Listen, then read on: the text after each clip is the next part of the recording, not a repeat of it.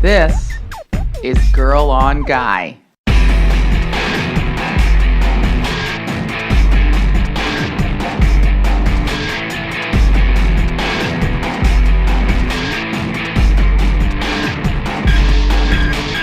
Hey everybody, welcome to Girl on Guy 218. Welcome to the show. I know I don't get to spend as much time with you guys as I have in the past, and definitely not as much time as I would like.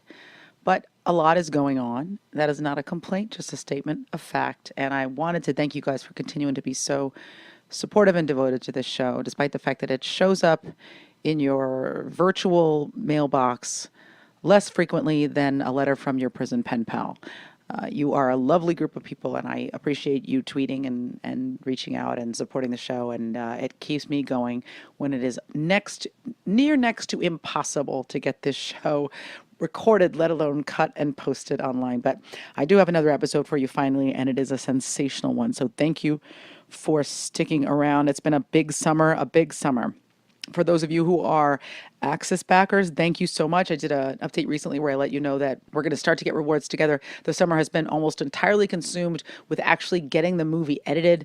There were lots of changes and everything good, but just trying to, my very first feature, trying to put it together on a shoestring budget and doing a lot of it myself, as I want to do, including editing the thing. But we are very close to picture lock on that, which is very exciting. It's looking like a movie, and I'm really, really proud of it, and I couldn't have done it without you. So thanks to everybody who has backed the movie at whatever level you've backed it. And we are going to start to finally get those rewards together in the coming months and get them out to you. So stand by for that. Let's get a little bit of business out of the way briefly, but mercifully briefly. This episode of Girl on Guy is brought to you in part by Casper. Casper is a sleep brand that has created one perfect mattress sold directly to consumers, delivered in this cool, very small, how do they do that box, where when you open the box, it comes springing to life like some magical kind of shrinky-dink, or those crystals you used to put in water and they would grow into little underwater castles. It's a really, really cool product, and it's not just cool, it is enjoyable and wonderful to sleep upon. The Casper is an obsessively engineered mattress at a shockingly fair price. It combines springy latex and supportive memory foams to create an award-winning sleep service with just the right sink and just the right bounce. Time Magazine named it one of the best inventions of 2015. It is an award-winning mattress that will not disappoint you either in your sleep experience, or in its price, or in its delivery mode and systems. It's a great product. There's free shipping and returns to both the US and Canada. Canada, you are up there, but you are not forgotten. You guys can get free shipping to your beautiful, crisp, fresh, and maple-scented country. And you can try Casper for 100 nights, risk-free in your own home. If you don't love this mattress, they will pick it up and refund every penny. This is a product that is made right here in the beautiful, sparkling, slightly deranged, good old US of A. And you can get a very, very special offer that is courtesy of Casper and gratefully and graciously brought to you by Girl on Guy. If you want to get $50 off any mattress purchase from Casper, visit casper.com/girlonguy and use the promo code GIRLONGUY. $50 off any mattress purchase at any price point by going to casper.com/girlonguy, using the promo code GIRLONGUY. This is a no-lose proposition for you. If you've been thinking about getting a new mattress, why not try it? You can sleep on it for 3 months. It'll give you plenty of time to figure out whether this is the mattress for you. And if it's not, they'll take it back and give you your money back. Lying on a mattress for a few moments in some kind of creepy showroom is not the way to figure out if this is the mattress for you. And you are a busy person with lots to do. Why not order your mattress through the mail the way that you get everything else, including flip-flops, groceries, friends? I don't know how you get your friends. Check this out. It's a great offer from a great company. Go to casper.com/girlonguy. Use the promo code GIRLONGUY to get $50 off any mattress at any price point. Mattresses out there in the terrible wild can cost well over $1,500, but the Casper mattresses start at just $500 for a twin and $950 for a king. So you can't lose.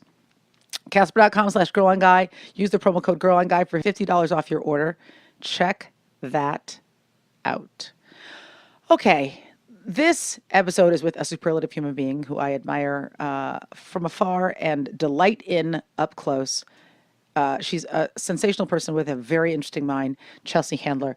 And we've been acquaintances for a long time. We've just recently become friends, but I'm thrilled that we are friends because she is a smart and thoughtful lady. And she has this brand new show on Netflix that launched this year. What's great about the new Chelsea show is it has all of the edginess and the cutting kind of wry, dry comedy and the no bullshittedness. That's not a word, but you understand what I'm saying, of Chelsea lately. But it's just operating on a smarter, higher plane. And I'm not trying to beat up I may beat up in this interview, but I won't beat them up now. But that was a pop culture network, and now she's on a Netflix, which is something that doesn't report on pop culture, but is driving pop culture. And so you can be uncensored, and you can be thoughtful, and you can have a longer, more wide-ranging, more intellectually driven conversation on her show. And that's what she's doing. She's exploring, she's challenging herself, she's challenging her guests, and I'm really, really impressed with that show. And I was a guest on it recently. It was a blast. And then she came and did my show, and it was so much fun.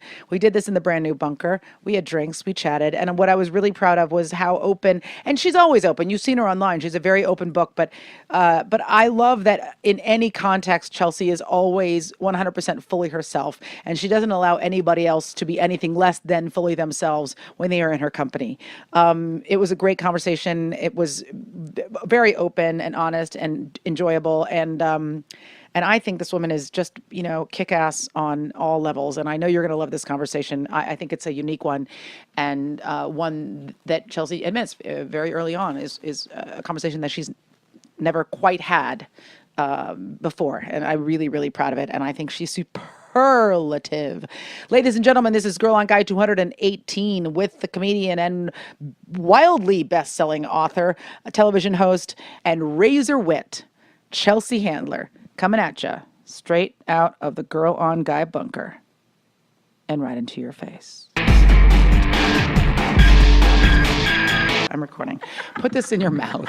I need this to be really close to you. What? First of all, you look very fit. I don't know what that's about. Chelsea Handler, welcome to my show. Hi. We're drinking. Cheers. L'chaim. Cheers, l'chaim, slancha. You know what? I'm so into podcasts because people drink. It literally, the reason that bar is so complex is because my goal was to offer people booze when they came to me. I was like, I'm a grown up and you're a grown up, and why shouldn't we be drinking right now? That's a really great bar. Thank and you. I'm going to use that as a model for something. You need to I feel like an adult when I look at that thing. That makes me feel very grown up. Yeah, I like being an adult. Right? But I'm not a great mixologist, so I really need a bunch of cocktail recipes ready. Well, that thing that I'm doing, and I'm not promoting it now, but I'm just telling you about it, is so that you don't ever have to make shit. It's a line of cocktails that you just pour into a glass, and then you're like, hey, Manhattan. So because what I just did was a pain in my fucking ass, all that stirring and bullshit. Yeah, I'm right? sorry that you had to do that. I'm sorry that you I did it for myself. And that you have to make a drink for them. I'm you know really what? sorry, I'm a giver. all I had was I'm a vodka giver. straight on the rocks with a little fucking Campari. Yeah. And you're already complaining about me being here. No, I love it. I love that you're Very here. I'm ungracious. complaining about my own difficulty. I'm difficult for myself. So many fucking questions. First of all, did you just give blood? I did go to the doctor. I had some blood work done. I'm having a procedure done soon. Oh my God, it's exciting. Having a facelift. No, I just gave blood, yeah. That's good. Oh yeah, on my way here, I was in Beverly Hills. You're on fire. That's why I was like, what do I do now? I'm done. Exactly. I'm coming to you. And you're also in your workout clothes, which makes me really excited. And I have not worked out. Sometimes when I'm done taping my show, I just put on workout clothes because I'm like, well, maybe I'll just go do a couple squats in the gym or something. Like a suggestion. Let's see if this makes me want to do, and then nothing. Today, I think I worked out for maybe 6 to 7 minutes. I just went and lifted weights for 7 minutes. And then I was like, I'm done with this. It's better than the alternative. Yeah, exactly. I often get up in the morning, put on my workout clothes, sit down to answer emails, and then that's my outfit for the day. I never work out, and I'm just in these fucking awful Nike shorts with the underwear built in. Oh wow, do you have a penis? Do you have shorts? No, but my balls. The penis is gone, but I still have the testicles. Net. Just a little. Those are the ones that have like a lobster net, catch men's balls. But the women's ones have them too. Oh, I don't wear shorts really. Oh, you don't. No, I don't feel confident really in shorts. No. Not anymore. First of all, you're super fit. What's happening? I am, but I just feel like shorts are just a little embarrassing. Okay. I'll feel like I have to look down at my legs all the time and look like I'm just not a shorts. How's it going there? Yeah. What's happening? Is there cellulite on the back? What am I doing? Can I run? Am I allowed to run in shorts? Yeah. No. I don't think I am. Yeah, I don't know. I like them, but I work out mostly in like a private space. So like, I don't think I think about it that much. I just think, oh, these are like lightweight and aren't constricting well, you're lucky. to my testicles. Then you obviously don't have the issues I do. I have plenty of issues. Well, but maybe you just don't have the same I don't physical have the exact issues. leg I'm issues very, very hypercritical of my own body. Let's stop that right now. I want to stop it. I'm actually working with this hypnotist about it because it's like my one thing that I have like a real, like, it's my Achilles heel. I really don't think I look good when I do, and I just need to stop. Okay, well, first of all, you just answered all of your own questions, but I just said I'm working with a hypnotist. No, it's so very fucking cool. Don't apologize for your shit, man. I'm not. I'm cool. just telling you the truth. truth. Hypnotists don't work, but whatever. I mean, just do it. You're rich and you need to put your money somewhere. So spend it on whatever. I don't know. It helped quit voodoo smoking. dolls. Did it? Yeah, it worked. And that's why I said, hey, what else do you do? And he said, well, I work with, it's this guy everyone goes to in Hollywood. Okay. He's in Santa Monica. He's called Kerry Gaynor. And I went to him for smoking and that took. And I'm like, what else do you do? That's like, amazing. Weight loss, fear of flying, blah, blah, blah. And I was like, I have major like food and eating dysmorphia, body dysmorphia, food, eating things. Like, I just want to be healthy. Yeah. And so he's like, okay, we can work on that, but it's going to take a lot longer than smoking. Smoking, you go 3 times. Okay. The first time you don't quit. The second time you never smoke again. That's the plan. And then you go the third time for reinforcement. Ooh. And everyone I know, and I was never a smoker, Yeah. but I smoked when I drank. Yes. Which is like 3 or 4 times a week. Yeah, that was me. And if I partied, I would definitely be smoking. And then all of a sudden, one day I was driving to work and like wanted to light a cigarette in the morning. And I'm like, this is a problem. Right, exactly. Because smoking is also kind of behaviorally enjoyable in addition to being addictive. Like, I don't know, I smoked when I was a kid and then a little bit in college. And I guess it's public knowledge now, but when I like started to go through my divorce, I for a nice period of time would get up in the morning and start drinking in the morning and smoking in the morning, really. right at the start of the day. That's so good that you're honest about that because I'm sure so many people have done that. Yeah, and I'm gonna tell you something. I'm not advocating alcohol abuse, but it fucking worked, man. It worked for me when it was happening. It was working for me because I felt terrible about myself and I needed to do something that was like self-soothing and a little abusive too. Like I kind of was feeling bad about me. And so the drinking and the smoking at the crack of dawn was like, this is exactly what I deserve. And then eventually I was like, okay, I'm done with this part of my life. What happened? Like, can you just paint that picture for me? I'm very getting up in the morning and smoking and drinking. Like what kind of drink would you make at that time? I would just pour like a bourbon and I would sit outside and I would drink. Lou Rawls of you. I'm trying to think. I was like Nick Nolte in like a cop movie, and like smoke drinking, cigarettes? and I would smoke a cigarette, and it was like, oh my God, you must have really been going through something. I was going through a lot. And whatever you feel when a relationship ends, guilt and self-hate and terror and a lot of other things. But so the smoking part of it was very. There was a part of it that wasn't the nicotine. I don't know if you felt this way, which was just the activity of it. It was very soothing. Yeah, it was I understand. Like it's not even like you feel good about it. It's yeah. like you're just trying to palliate. Yeah, you're palliating. You know what I mean? And there's the activity. All of it was like, you do it and then immediately you're like, why don't I just go suck on a car exhaust or lick like a homeless person's balls? Like it's awful. My mouth feels awful. How long did this duration of time last? I feel like it was like 6 months. Wow. Yeah. And then I came out of it. I mean, the really intense drinking was maybe like a few weeks, but then I would come home every day after work and I would have a drink and a cigarette. And then I was done smoking and drinking. And were you working during this time? Oh, yeah. Wow. And you were able to go to work like that? Oh, I was a wreck. It was a really interesting time. You probably didn't even fucking make a dent in you. No, I wouldn't, because I wouldn't sit there drinking. I would have a drink. Yeah, exactly. I think that by the time I was back at work, because I think I did that over like the holidays. I think by the time I was back at work, I wasn't drinking in the morning anymore.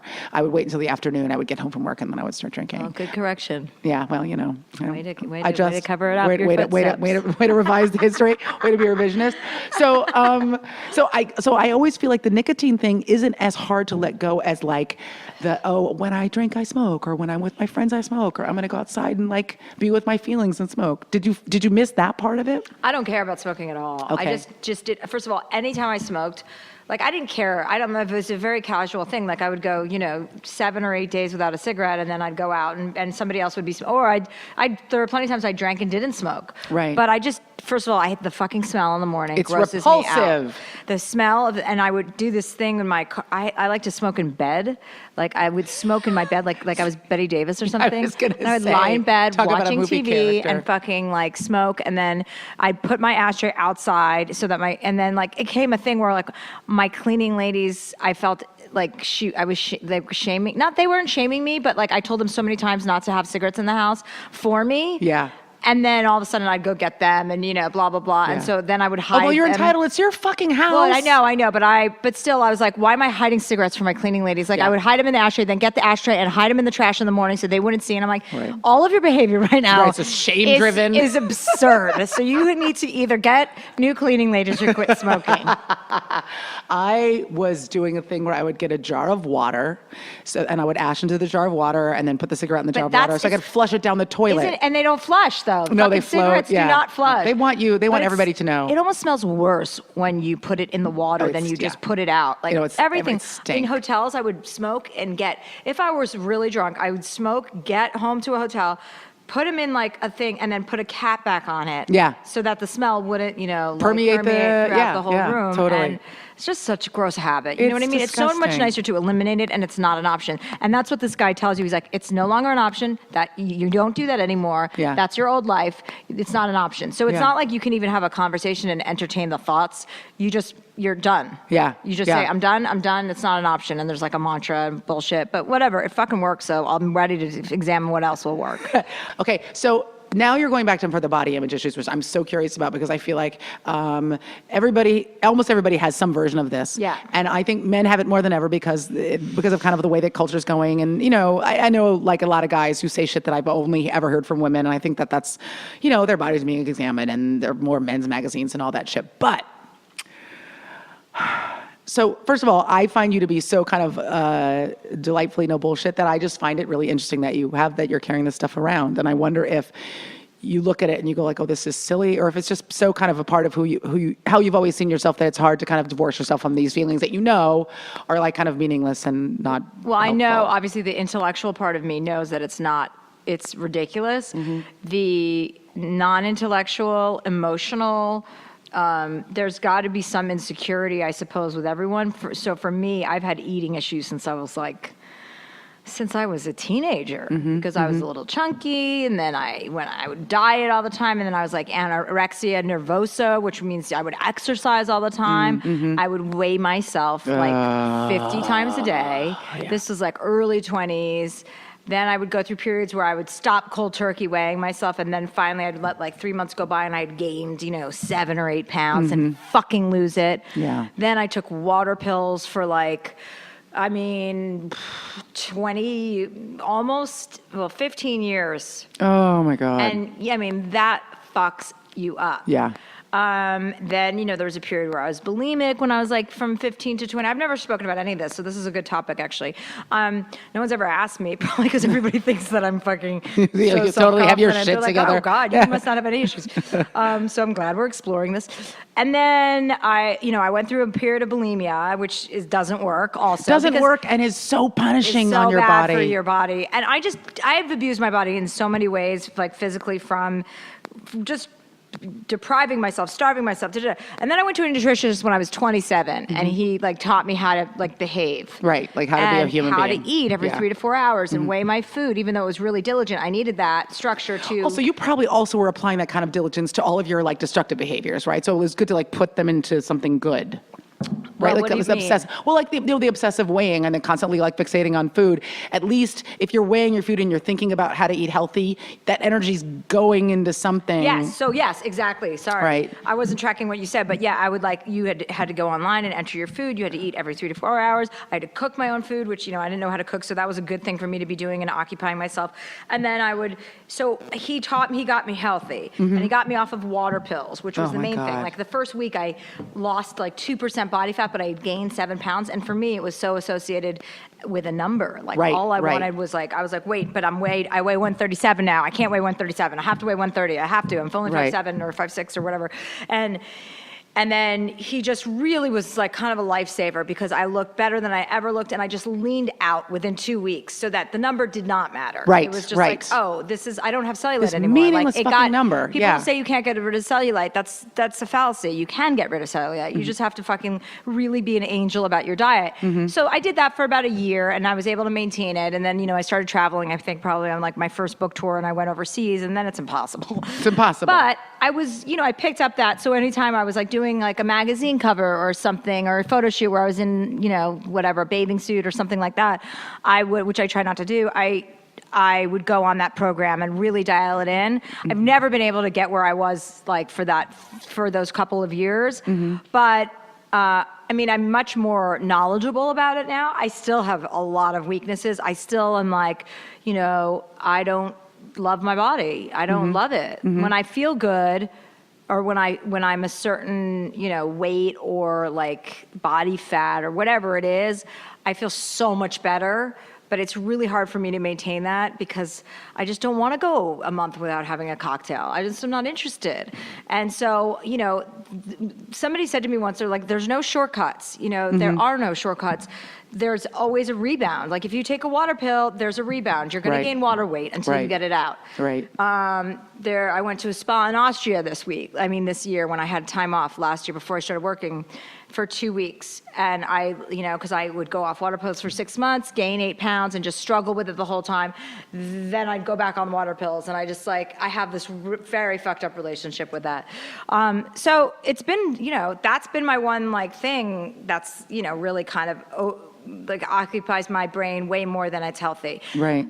The only thing that I've really accomplished is I used to talk about it all the time. Now it's more about me keeping it to myself because there's nothing more boring than a girl who's obsessed. talking about her body. First of all, you're right. Like it's so, you know, that girl that's like, oh my God, I ate too much. And then I was around a girl like that. I did a lot of traveling and I was around a girl like that who talked about, and she wasn't fat and I know I'm not fat. You know what I mean? Like she talked about she did the thing that I was doing and I heard it coming from someone else and I was like, oh, that's what I sound like. Every time I ate, like I'm so fat. I don't like this. I ate too much. Oh shit. Why did I eat that? I can't eat that. It's like, just keep that shit to yourself.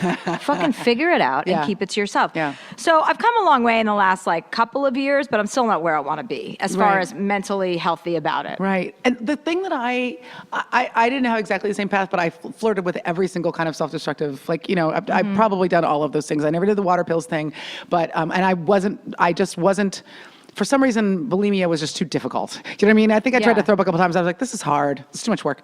But, you know, I mean, the number of times I went on Master Cleanse in my 20s, I mean, I was just like always on fucking Master Cleanse. And that's a fuck up too. It's ridiculous, starving, living on sugar, calories, ridiculousness. Like thinking that's going to make a real difference. Yeah, no. In the long run. Yeah, and you lose weight really fast right away, and then you eat and then it all comes back on, and you wonder what happened. Why did I waste a month of my life being an asshole when I could have just been a person this whole time, you know, like living and, you know, but I think I'm really marveled about when I stopped wanting to be that person was how much mental energy I had been expending thinking about this shit. And I was like, I could have literally cured cancer with all of the mental energy I spent, you know, that's an obsessive. Well, no, I'm not even close. Not even close. I could have knitted a sweater with all of the energy, like for a vest. Cancer patient. Yes, just a vest though, and no sleeves.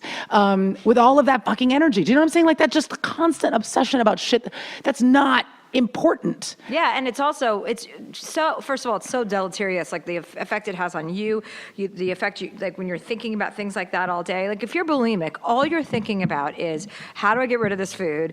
And then where do I get more food that I can binge and purge? Like, you know, where do I get more food? And then you can't focus on anyone else. You're not available. You're irritable. And it's like everything, you know, it's everything. So it takes over your life and it makes you just feel like shit. Yeah, all the time. Yeah, always. And then also, and your brain isn't working well. No, because you're depleting yourself of everything. Of nutrients and of joy, and you don't lose weight. Yeah, no, exactly. You just get to pig out for a night, and then the next day you're fucking starving because you haven't eaten anything, and then you overdo it, and that's the rebound. Right. So And my friend who said to me like a few years ago, she said, there are no shortcuts. It's sleep, it's exercise, and it's healthy. Like you have to be healthy. She's like, any shortcut has like a repercussion, and it's so true. Yeah, and also like I found that pattern joyless. Like I was talking to somebody the other day about like eating French fries, and I was like, well, if I decide to eat French fries, I'm fucking eating the fries, and I'm not going to editorialize. I'm like, fuck, I love French fries. They're so fucking delightful. I'm so happy when I'm eating them. I'm not going to do the thing where I'm undermining the joy of this moment with a bunch of bullshit. And she was like, I've never been able to eat French fries without completely like eroding every enjoyable moment about it because I'm like, I'm a bad person. I'm, you know what I mean? And it's fuck living your life that way where you're never actually just having a joyful experience of any kind. Yeah, you know? that's right. That's exactly Yeah. right. It's like now if I go on vacation, I know that I'm going to gain 10 pounds on vacation. That's just par for the course with me. Like I'm going to gain it. I'm not going to complain about it. I'm not Yeah. going to say I can't be in my bathing suit. I'm going to be with my bathing suit, like in my bathing suit with my cellulite, and my friends aren't going to love me any less. Yeah, because exactly. I put on 10 pounds during vacation. I'll get it off like I always do. Yeah. And I'm just going to have to accept that. Right. Before it was like, I'd be like looking at my body the whole time, trying to get reassurance that I don't. Do I look fat? Who the fuck's going to tell you look fat on vacation? Who the fuck is going to say that? Do I look fat? Do I look fat? Is this okay? Like, look at my legs. I can't believe this. Those kinds of girls drive me up a wall. Yeah. So once I was mirrored by myself with another person, I thought, oh God, first of all, I have to get this girl out of my life. And then I have to get myself out of my life. Right, right. So I'm not like, the way I'm speaking is like I've figured it out. I have not, but it's definitely been a major struggle. Yeah. And no one's ever even asked me about an eating disorder because I guess people assume that I wouldn't have had one because I'm so harsh, but I did. Yeah, of course I have. Well, I mean, that I'm going to put harshness in quotes because I don't find you to be harsh, but I do find you to be direct. And your persona is so no nonsense, to coin a phrase from 1947, that I could see how people would think that you wouldn't, because you wouldn't tolerate that behavior in someone else, you wouldn't tolerate it in yourself. Right, that's right. You That's know? a great way to say it. Yeah, and unfortunately I was. I was Yeah. like, oh God. Oh God, it's such a waste of time. Yeah, it is a waste of time. It's really just the biggest weakness I think I have, definitely. And I hate it. And the thing is, when you can get something out of your life that has a negative impact on you, you're so powerful. So like when I was able to get rid of the smoking, like when I went on that nutritional plan with this guy, Mark McDonald, who's still a friend of mine, now he lives in Atlanta. So like anytime he's come and lived in my house for 2 weeks when I had to get ready for a photo shoot and gotten me on the program. You just feel so powerful when you can control the things that you have weaknesses about. Yeah. So for me, smoking and quitting smoking, even though, it hasn't been that long, but it's been long enough that I know it's done. Yeah. I'm done. Yeah. That I just feel like, oh, I am a powerful person. I Yes. can take care of that. Yes. I just needed to really fucking want to. Yeah, God. And also what that does to you is, I mean, not to be like Tony Robbins, but like what that does Just watched for... that documentary. Oh, is it good? Have you seen it? His face upsets me. Yeah, it's a challenging face. It's hard to look it's at. hard. He's hard to look He's got at. a big mouth and a big body. It seems like his whole face was like constructed from other parts from other animals. It's like that cartoon, is it not Finding Nemo? It's the other one with, I forget, Toy Story. You know where they have Yeah. a big guy who's Yeah. like shaped like a square? Like his head's a square? That's what he SpongeBob reminds me of. SquarePants. Maybe that's him. He looks a little bit like the cowboy from Toy Story 2. But I wonder if you've had this especially when you were in the throes of whatever kind of phase of your eating disorder that you were in, or with your body dysmorphia, that you feel, and now I sound like I'm in an AA meeting, but powerless, like literally, like I'm never going to Get over it? get over it. I'm never going to, and this is the other side of it, never have the body that I want. Like I'm just being affected by life, and I'm tolerating all of this, and I can't ever get my hands around it. Like I'm never going to be where I want to be. Do you know what I mean? Yeah. And Go ahead. well, like physically, but like that. Because on the one side, there's this kind of that's an unattainable position. Like you're desiring something that's not available to you because it's not available to anybody because it's not real for anyone. So you can't get there because there doesn't exist. But then separately, this kind of thing, this feeling of being buffeted about by your illness, where like, okay, I have moments of clarity, but I can't surmount this crazy set of thoughts that keeps rolling around in my head that destroy my joy and make me not be able to enjoy sex, or not be able to enjoy a day at the beach, or not be able to enjoy a meal. That when you were able to stop smoking, maybe it also presented the possibility to you that you could also get rid of all those other like really destructive thoughts. Yeah, I mean, I've been working on this for many years, so there's been different phases. And I would just say that, like, I've never thought I won't take care of it. I've always put it off. I've always said, oh, I'll deal with that. I'll stop doing it. Like, I remember my 30th birthday. I was like, I'm never going to vomit again. I'm never going to throw up again. And I don't think I did for like 7 years. Okay, wow. So then... I quit smoking when I was 27 on Halloween. I was like, I'm done with this. I'm not smoking, because I was smoking with my friends, and I quit that, and I didn't smoke for 5 years, 4 years. But things creep up, when you get cocky or arrogant about them. And bulimia is something that's much more in the past than just my general body dysmorphia and displeasure with myself. Like my idea is like I can eat really healthy and I work out like a lunatic because I do enjoy that and I like the way that it makes me feel. But after the fact, I'm like an angel for 3 days and then all of a sudden I'm like, I need a brownie. I need a, I already see results. Look at this. I'm leaning out. Yeah. So it's just that bad cycle that I have to break. So that's always been my struggle. I don't do those harmful things to myself like I used to, but it's still an issue. It's not gone. Right.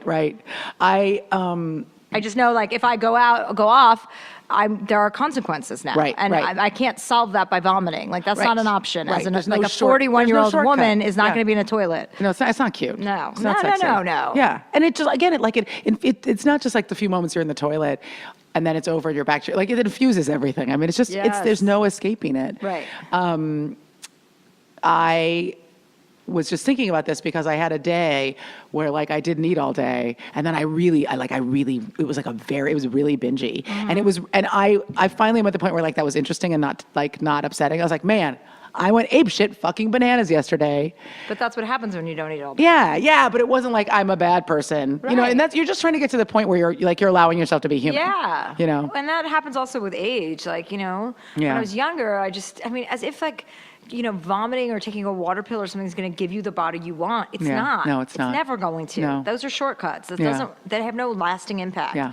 So that's my life struggle. Yeah. I'm enjoying this conversation. I like you. So, not like you asked or care, but I just wanted to say that out loud because I also feel like people talk about that with this kind of like averted eye shame of like, oh, back in the day when I didn't have my shit together, instead of saying like, getting your shit together is like a lifelong process. And it's not even done yet. I wouldn't even say I have my shit together. Yeah. Like I definitely think about food and the impact of it way more than a lot of other people I know. Right. And like this girl at work the other day, she goes, what do you do for food? What do you do? I go, you don't want to know anything I do. You don't want to know my thoughts. Don't do anything I do. Go get your fucking advice from somebody else. I'm the last person you want to get like, I cannot here, help I'm you. a powerful woman. Let me show you what I do with my food. No, I'm weighing my food half the time in my fucking office.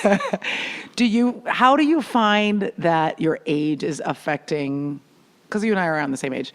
I'm older than you. I don't think so. You're 45. I'm really old. And I'm 41, older than you. so that's You're 4 young and years. beautiful, and my vagina is about to fall out of my body like an old transmission. Clarifying. What do you find? Because we were talking about like kind of self-perception and fame and all kinds of other stuff the other day when we were at dinner, and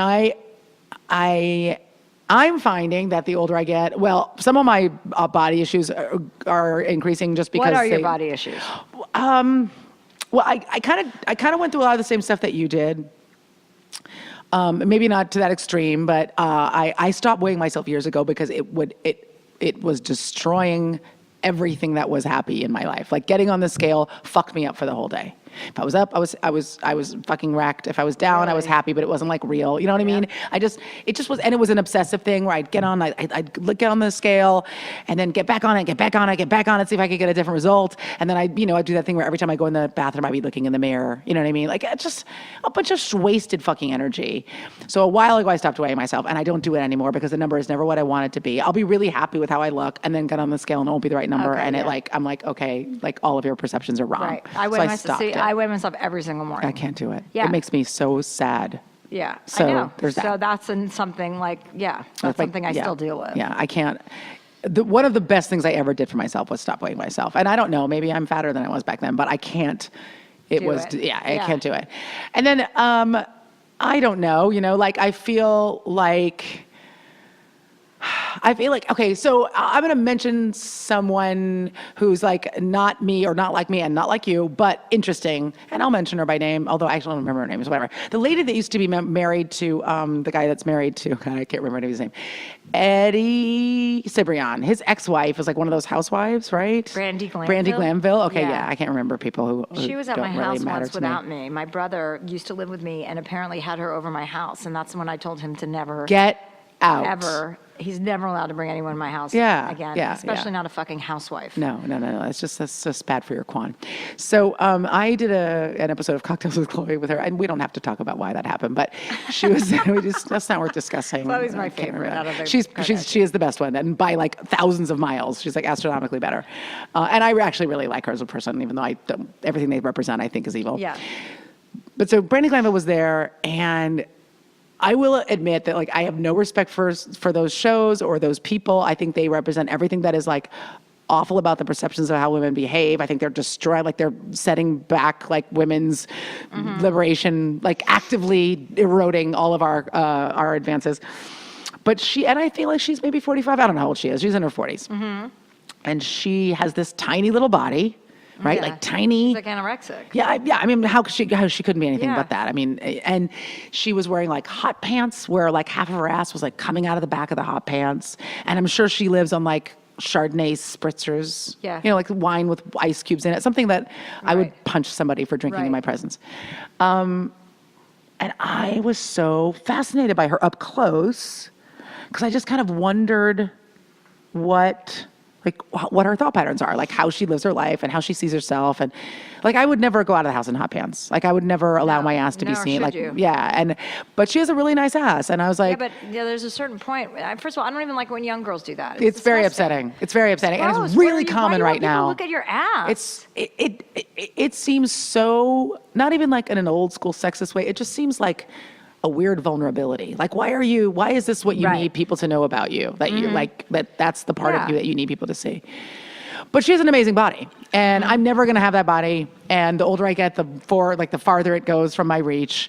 And so I just have this general kind of like, I never am going to be someone who falls apart, but I'm also never going to be like a size 2. And my boobs, unless I have them are surgically altered, are just like working their way, like they're down, they're to South America. To my vagina. Okay. I mean, they're friends, and they're allies, so that's fine. Sharon Osbourne would refer to a breast like that as lacrimose. They're just teardrops and slowly. But anyway, I mean, that's just what bodies do, right? Like, I don't know. I mean, I guess I'm like, I could be the person who's like, I'm going to go get a boob lift, and I'm going to go get a this lift, and I'm going to go do that stuff. But I don't want to do that stuff. So I'm just trying to make peace with the fact that like the body, gravity affects the body. Yeah. Without being too crazy about it. I don't know. I find that mindset punishing, where you're like, I've got to look like this one unusual psycho who lives on, I don't know, digestive biscuits and Chardonnay, and she's my age, and so why don't I look like that? But like, I don't look like that because I have an intellectual life, and I want to go out and eat fucking pasta. It's like, you're not a real person. You're not a real person. Right. Don't you want to have fucking fun? I mean...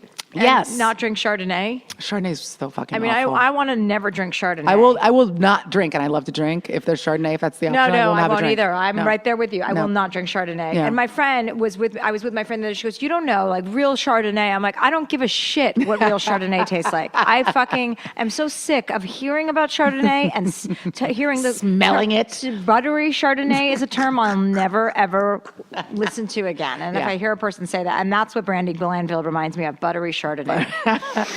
That's her porn name. And that's also real insecurity, Right. Like, I'm not opposed to people like doing little things like to take care of situations if you want to. But I'm opposed to the act of wearing shorts like that at that age. I think it's gross. I think it's gross for any girl to wear shorts like that, quite honestly. It's needy. I think it's I think it's damaged. Like, we're all damaged. We've all been through our shit. Everyone's had a bad childhood. And, I've never met anyone who's like, yeah, it was fucking solid. Nothing bad happened. Right. Seriously. We've all done it. So, we're all doing the best we can. I'm not opposed to like doing a little stuff here and there that makes you feel good about yourself. If that makes a person happy, that's fine.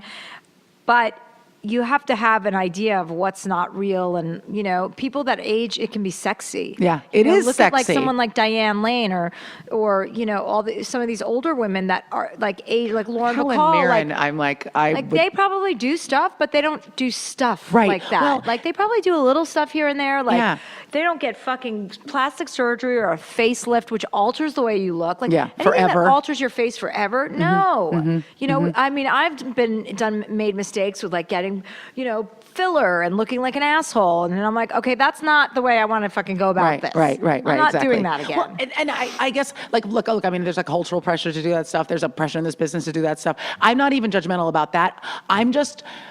There's a mindset of that I maybe not even able to articulate, like that version of body dysmorphia, which is being human isn't interesting enough or good enough. I've got to pursue this weird standard of perfection, which I can't perceive is so inauthentic and so false that it's hard to look me in the face. Yeah. Do you know what I mean? And I'm Right. sure she's a nice person. I don't know. She's had a struggle. Everybody has.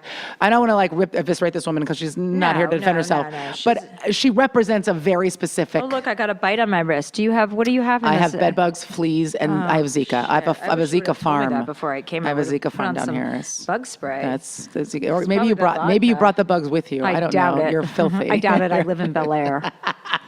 Where the bugs are all. There are no bugs When they there, bite you, gold okay? comes out of their proboscis or whatever you call this, proboscis. I don't know what that term is. That fell apart at the end.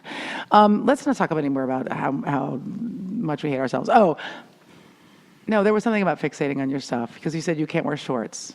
I just think, listen, if I had perfect legs, I would wear shorts. And I find that, inviting, I don't know. There's a part of me that thinks, a lot of girls my age wear shorts and it's fine. I feel like you just want people to look at, I don't know. There's a part of me that's a little shy and conservative, I swear. I mean, I know it sounds weird, but and even though I did naked topless Instagram posts for a year. Tell me about that. I'm stopping you where you are because I'm so curious about that was me loving my body. Right, that was me you actively taking steps. I shamed myself not shamed myself. I just hated my boobs for so many years because first of all, they came when I was 12 in the night and one night. And I woke up and I'm like, what the fuck am I supposed to do with these things? And I taped them down with duct tape to school because I didn't want anyone to know I'd gotten my period over the summer because I was only 12. Yeah. And then throughout my life, there were just people who were like, oh, your boobs are so big. Or I just felt like I had a boyfriend once who really made me feel like shit about it because he's like, your boobs are too big. You should really not keep those. And then get the fuck yeah, and out that was of in here. my 30s. So I was like, listen, when finally I just what man thinks boobs are too big? I don't know. Oh my God, he must have you're been fired. gay. He's fired. Then I just got to a point where I posted one photo and it was just a joke on Putin and me horseback riding while I was in Santiago, Chile, and I just thought it was really funny. And the backlash I received was just incentivizing to me to be like, fuck you. Yeah, absolutely. People, are you going to remove a photo of me topless on a horse when I'm sitting next to a man? Why? Because I have mammary gland? Because I'm naked? Yeah. And that set me off. And then I just was on a rampage. And then I was almost kind of like, fuck, I do have fucking nice tits. Yeah, fuck you off. do have nice tits, by the way. So fuck you. Yeah. And then I was on a thing. And I'm over it, obviously, because as with anything that you get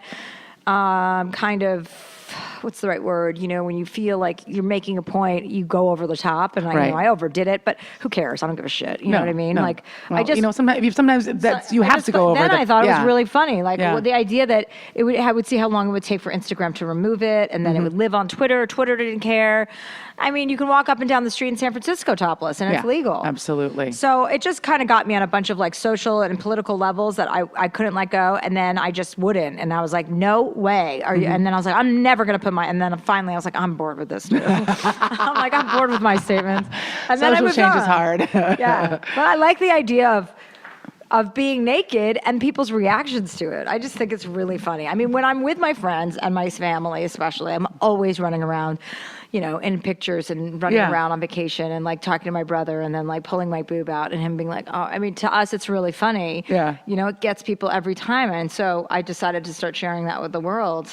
But see, and again, it's so interesting because these two kind of mindsets are like on separate parallel tracks and totally in opposition. The idea that you'd be spending a bunch of time judging your body and then at the same time putting it on display. I cannot think of a situation in which I would go outside with my boobs unrestrained.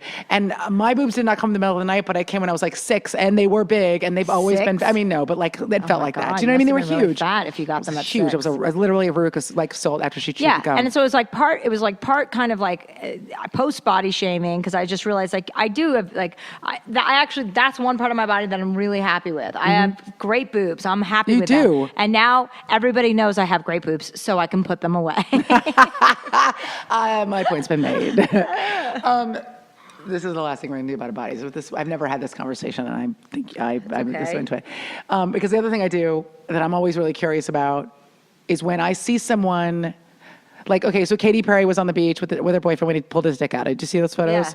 Yeah. On the canoe or the paddleboard? Yeah, on the paddleboard. They were in Italy, and you know, as one does, when everyone around you is fully dressed, you pull out your cock, and then you go and paddle on a board. Right. That's what everybody does. You pull out your dick. Yeah. And you did. Get in it. I did. Vegas, Well, yeah, I did pulled your dick out. several times. And made me tattoo it. Trying to get somebody to touch it. It's like, why is this so difficult? Confusing maybe, but the tattoo's really beautiful. So I remember looking at Katy Perry's body, and she's got like kind of just this normal lady body, right? Yeah. She's not like super skinny. Yeah. She's like round. She's got big boobs. Yeah. She's like a normal lady body. Yeah. And okay, this is so, I don't even know how to say this without sounding like a fucking idiot. But I look at people who have a body like mine, and I marvel. I'm like, how are they so comfortable in that bikini on that beach when I put on a bikini, and then I put on a dress over it to go to the beach, and then the dress just stays on, and I drink under an umbrella, and I go back into my hotel room. It's very rare that I like. Really? Because that's we were asking me, like, what's your issue? That's the issue. Well, that's an issue. That is an issue. It's a major issue. I'm very uncomfortable, like, in a bathing suit, and I kind of put it on for decoration, then I actually never use it. I've done that. I've definitely done that. Yeah.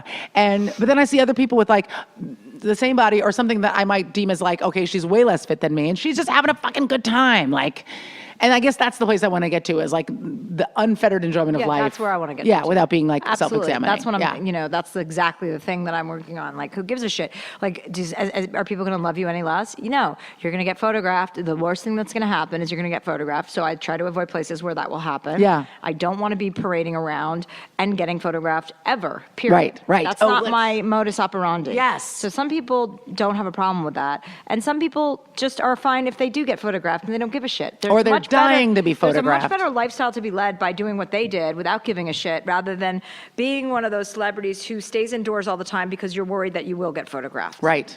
And what's the fucking point of going anywhere if that's what you're thinking? But also, so we were so we in the interest of full disclosure, like, we were having dinner the other night, and we were talking about the specific thing about like that, like the idea of fame, and like what your relationship was with fame, and how you feel about it, and I feel like the people that are photographed all the time almost always are courting it on some level. They want it. They're engaged with it. Orlando Bloom's dick was out for a reason. He knew he was going to get photographed. You know what I mean? It wasn't like a magical long lens where they cut. No, he was like, they're photographers there, and I'm going to pull my dick out. Yeah, and like, I remember, and I think we talked about this the other night, like specifically driving down Little Santa Monica, it's a few years ago, but when she was never relevant, but when people knew who she was. And Paris Hilton was walking down the street, and there was like a group of paps behind her, and she ran and then stopped and waited so that they could catch up, and then she ran again. And I think anytime you see people photographed, on foot? Like on her little tiny Barbie feet that are perpetually on tippy toe. And I feel like almost everybody who is photographed because they want to. Most people. But there are people that are, well, I think you're also, by trying to avoid it, you're also courting it. Like, everyone, like, people can make their whole lives about the paparazzi. I'm so famous. But like, the reality of the situation is, yeah, you might be really famous, and especially internationally. If you're internationally like famous, if you're Clooney or Pitt or but some then shit. you just know where to go, where you don't get, you know what I mean? Right. There are places all over the world where nobody's going to fucking find you. Exactly. So look at like Matt Damon. When's the last time you saw a fucking shot of Matt Damon? Right, exactly. But that's the thing. It's like if you're walking through the street like J-Lo with 18 bodyguards, obviously you're going to draw attention to yourself. If you're walking through do you see pictures of Mick Jagger in paparazzi photos of him? He's the most famous, like one of the most famous people in the world. Yeah. And also, you're not going to mistake him for somebody else. It's not like he's going to go by, like, I wonder who that was. B. Arthur, maybe. But that's a tiny, wizened woman of some kind, of unknown ethnicity. But you also can't lock yourself up inside your house. Or spend all of your time. Because at a certain point, if they're going to get the picture, then they're going to get the fucking picture. Right, so exactly. get on with your day. Go live your life. Don't you want to travel? Don't you want to see the world? Like, I know you do, but isn't that the whole point of life? Yeah. And maybe that's not for everybody, but like, I don't want to go to a place and sit in a hotel room for 5 days. Yeah, and not be a fucking person. Get in the water. I want to dive off a boat. I want to, go parasailing. I want to do whatever the fuck you do when you get to the place you're supposed to go. Whatever it is that you're supposed to be doing. Yeah. So I think it's a good statement to make, to not give a shit. So what you're saying is like kind of coincides with like you're willing to go on the beach, but you're not willing to walk around naked in your bathing suit. like, or without a strong, or you know, go. And I understand that. I've done that before too. I get it, and I want to get a bathing suit with a skirt on it. That's the next step. The next step is I get a bathing suit that has a skirt. Yeah, that's the last step. End. I think. I mean, that is not a next step. I'm a foot in the grave at that point. Well, after we're done here, you can get naked, and I'll just assess your body and tell you how silly you're being. I'll tell you what's wrong with it. There's so many things wrong with it. We were in San Francisco and we met, and I was so delighted because I came to see you, and it was just you and your sister, and that's how I live my life. I just go places without any people around me, and most of the time you can get in and get out without anybody fucking Who did figuring you out what think was happened. going to be there? I don't know. I have no idea. We have interacted, like the last time we were together, other than your show, was in Vegas, where there were a million people around all of us. Oh yeah. And I don't think I assumed you were going to have an entourage, but I don't ever know how people move through the world. You know what I mean? Like, are they going to be anxious about strangers? Are you're in a city where you don't know anybody? Are you going to bring people to give you a little buffer space? Right. A lot of people do that. Yeah. And I was just like, fuck yeah. We walked in the bar and you were there and we drank and it was like the best. And nobody one person bothered us. And she was a delight. She ordered us shots and then fell down promptly after. First of all, we thought she worked there. She was. I told her story like to every person that would listen for like the next 2 days because this girl comes. I don't even remember. By the way, I was so shit faced. All I remember somebody buying us, and then my sister told me in the next morning. I was like, "Oh, did she fall down?" She goes, "Yes," and then I remembered. You literally could not give her like any less energy, like. She was so wasted. She was so drunk, and you literally swivel. Like if you were an owl, your head turned all the way to the back. Like you could not look away from her any harder. But she was sweet enough, and she just wanted to buy us a shot. And she was. I mean, I don't know her, so no one. I'm talking about a woman no one knows, so I can tell you all about her. Yeah. She said she was a bartender at this bar that we were in, which was clearly a lie because she was fucking destroyed, and she was wearing a dress that she bought. She pulled out the remnants bin at Forever 21. So explaining about the drink we were having that she ostensibly made, which was all a lie. All of it was a lie. And she was talking about drinking Fernet Branca, which is this kind of famous thing in San Francisco. They call it a bartender's handshake. Like if you go into a bar and you order it, you're identifying yourself as a bartender. But she didn't call it a bartender's handshake. She's like, it's a thing people drink. I was like, no, all of these are lies. These are something you read online. You're a liar and you're lying. That we all did the shot. You did not. You were really not participating in this moment I anyway. can't do shots. I'm just like, I can't. You were like so I was done. Too drunk already. It was the best. You had vomiting. You had all of your vodkas. I was really impressed with you. And then she walked away, and she got her heel maybe caught like in your stool, and she pulled a no points contact fall, like no hand to break the impact. Just she went down like stiff armed head, like ass head. It was so great. And I said, this is embarrassing and you're dying right now, but you're drunk enough that you won't feel the sting of this humiliation in the morning. You're just going to have the best fucking story. If you're smart enough, you have a story you can dine out on. You should have typed it into her phone so she knew I should have done. I should have asked her, what's your... are completely blacked out right now. Exactly. This is what happened. I should connect with her on Tinder and be like, okay, because I know she's on there. Or Bumble. She's alone. I'm pretty confident she's alone. It was great. But like other than that, nobody, like it's a false construct. It's not a totally false construct, but it is a false construct. There are a lot. I'm friends with a lot of people that are famous. You have a lot of famous friends. You're very important, and your friends are very famous. Well, and I know the difference. There's a difference. There are the people that can go to a bar and hang out. There are people that can walk down the street and go to a bar. Charlize is one of those people. She can. You can go meet her for lunch, and she parks on the street on Fairfax, and you walk in, and it's her mom and 4 of her friends, and she's got a posse that she is close with. Not that she's always with. I go out with her alone. The other night, I went to dinner with her alone, and it was just the 2 of us. But Charlize is like that. She's not worried about paparazzi. She's a massive fucking and she's star. a huge star. So there are paparazzi outside of her house. Plenty of times I've gone there. She doesn't live her life like that. Right. And and there's no argument. She's one of the biggest movie stars in the world. So in the world. And not only is she a massive movie star, but she's so delightful to look at that if I was a photographer, I would camp like underneath her bedroom window so that I could take pictures. You know what I mean? Like she's like somebody you want to take pictures of. Like I was at this resort or somewhere a few months ago with a girlfriend of mine who's very famous, and I can't say her name because she's a close friend. But Hillary anyway, Clinton. Yes, it was Hillary and Chelsea. And we were at lunch and we were having a salad and we just got into this place and And we were like, and she's like, I'm just sorry. She was telling me a story, and she's like, I just think this woman's like listening to us. And I looked at her and I went, who gives a shit if she's listening to us? What is she going to do? Call the New York Post and say so-and-so and Chelsea Handler were sitting here talking about their lives? We're not saying Julia anything Roberts. of import. I'm just going to sit here guessing. Like, we're Viola not. Davis. Viola Davis. I need you and Viola Davis to be having a But salad I was like, at a I resort. just looked at my friend and I was like, I was going to say something to her there and then I didn't. And then I was like, no, that's her fucking story. That's Yeah. her shtick. Right. She's paranoid. And, you know, everyone has their own thing. We all get photographed when we don't want to. Right, We all always, get yeah. photographed with men when we don't want to get photographed with men. There's no stories about everybody in the press. Some Yeah. people are more famous than other people. Right. Some people are international stars. But, you know, it's definitely like I always make a check, like, are you going to be cool? You know, but then conversely, this is also a person I've traveled with all like around the world, Right. and she's cool. She'll Yeah. walk down the street in Barcelona with me, and she doesn't care. And so, you know, there's a level of like, I appreciate that because all I care about is really anybody who likes to travel. That's Yeah. really like my one God, criteria. That's all I want. It's literally like all I care It's about like, in my are life. you going to meet me in Spain? Are you Yeah. cool enough to meet me in Spain? And I don't have to worry about my house having like an open air terrace that somebody might see you. Right, Is right, this going to be a exactly. situation? Because I don't want you at my fucking house if you're going to behave that Right, way. if you're this person, Yeah. exactly. If you got to like manage because it is like so. I'm reading a greeting card, but like this is just such a fucking limited existence. Like if you're going around Yeah. thinking I've got to curate everything I do because I'm worried that somebody might see me doing it, when all you're doing is the same fucking shit everybody else is doing, which is like eating and fucking and farting and like leaving the house looking like shit in And the morning, like also- every other fucking person in the world. And also, if you're going to be that diligent about it, then don't. Like, there are certain people who are just sloppy in their personal lives, and they're friends with the wrong people that Right. are biggest gossips, and that are the types of people that will call And a they're magazine. needy. They're needy, Yeah, and they need people yes, around them, and they're bad judges of exactly. character. Bad judges of character, and they're like, it's a very insular experience, and they want everybody, you know. And there are people there when you're that kind of person. There are more like untrustworthy people around you, I think. Yeah, exactly.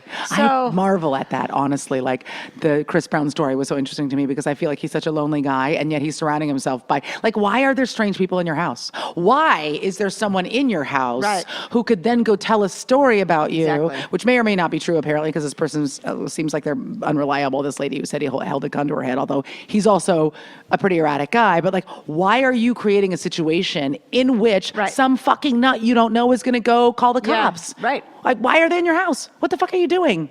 Exactly. And I always, again, I think there's like a set of judgment issues there where it's like, don't go to. Yeah, and I think, you know, I don't think you can take yourself that seriously. It's Yeah, like, seriously. oh my God, come on. I know.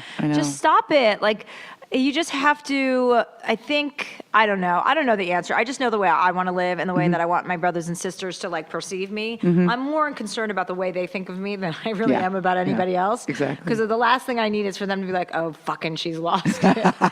You know, they already think I'm ridiculous. So I don't need that Well, on you top are. of everything. You are ridiculous. Yeah, I mean, I am. Yeah. But I've been ridiculous since I was 2. So, I mean, they're used to that. Yeah. But I can't behave badly around them. Right.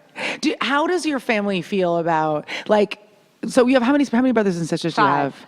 Oh my God. Are you Catholics? No, Jewish. Oh, okay. My mom was Mormon, but I'm the youngest of 6. Wait, your mom was Mormon? Yeah, my dad was Jewish. We were all raised Jewish. My mom lied about being Mormon for the first 10 years of our lives. Then my oldest brother died when I was 10. He Oh was my 22. gosh. And my mom like went back to religion after that because my mom and dad met. She was in Germany. He was here. And they met, like she was on a summer vacation visiting her uncle. And they fell in love. And she flew back she took a boat back from Germany and they married. They eloped. She didn't tell her family for like 2 years. And then she had a baby, my brothers. She had 3 boys and she had 3 girls.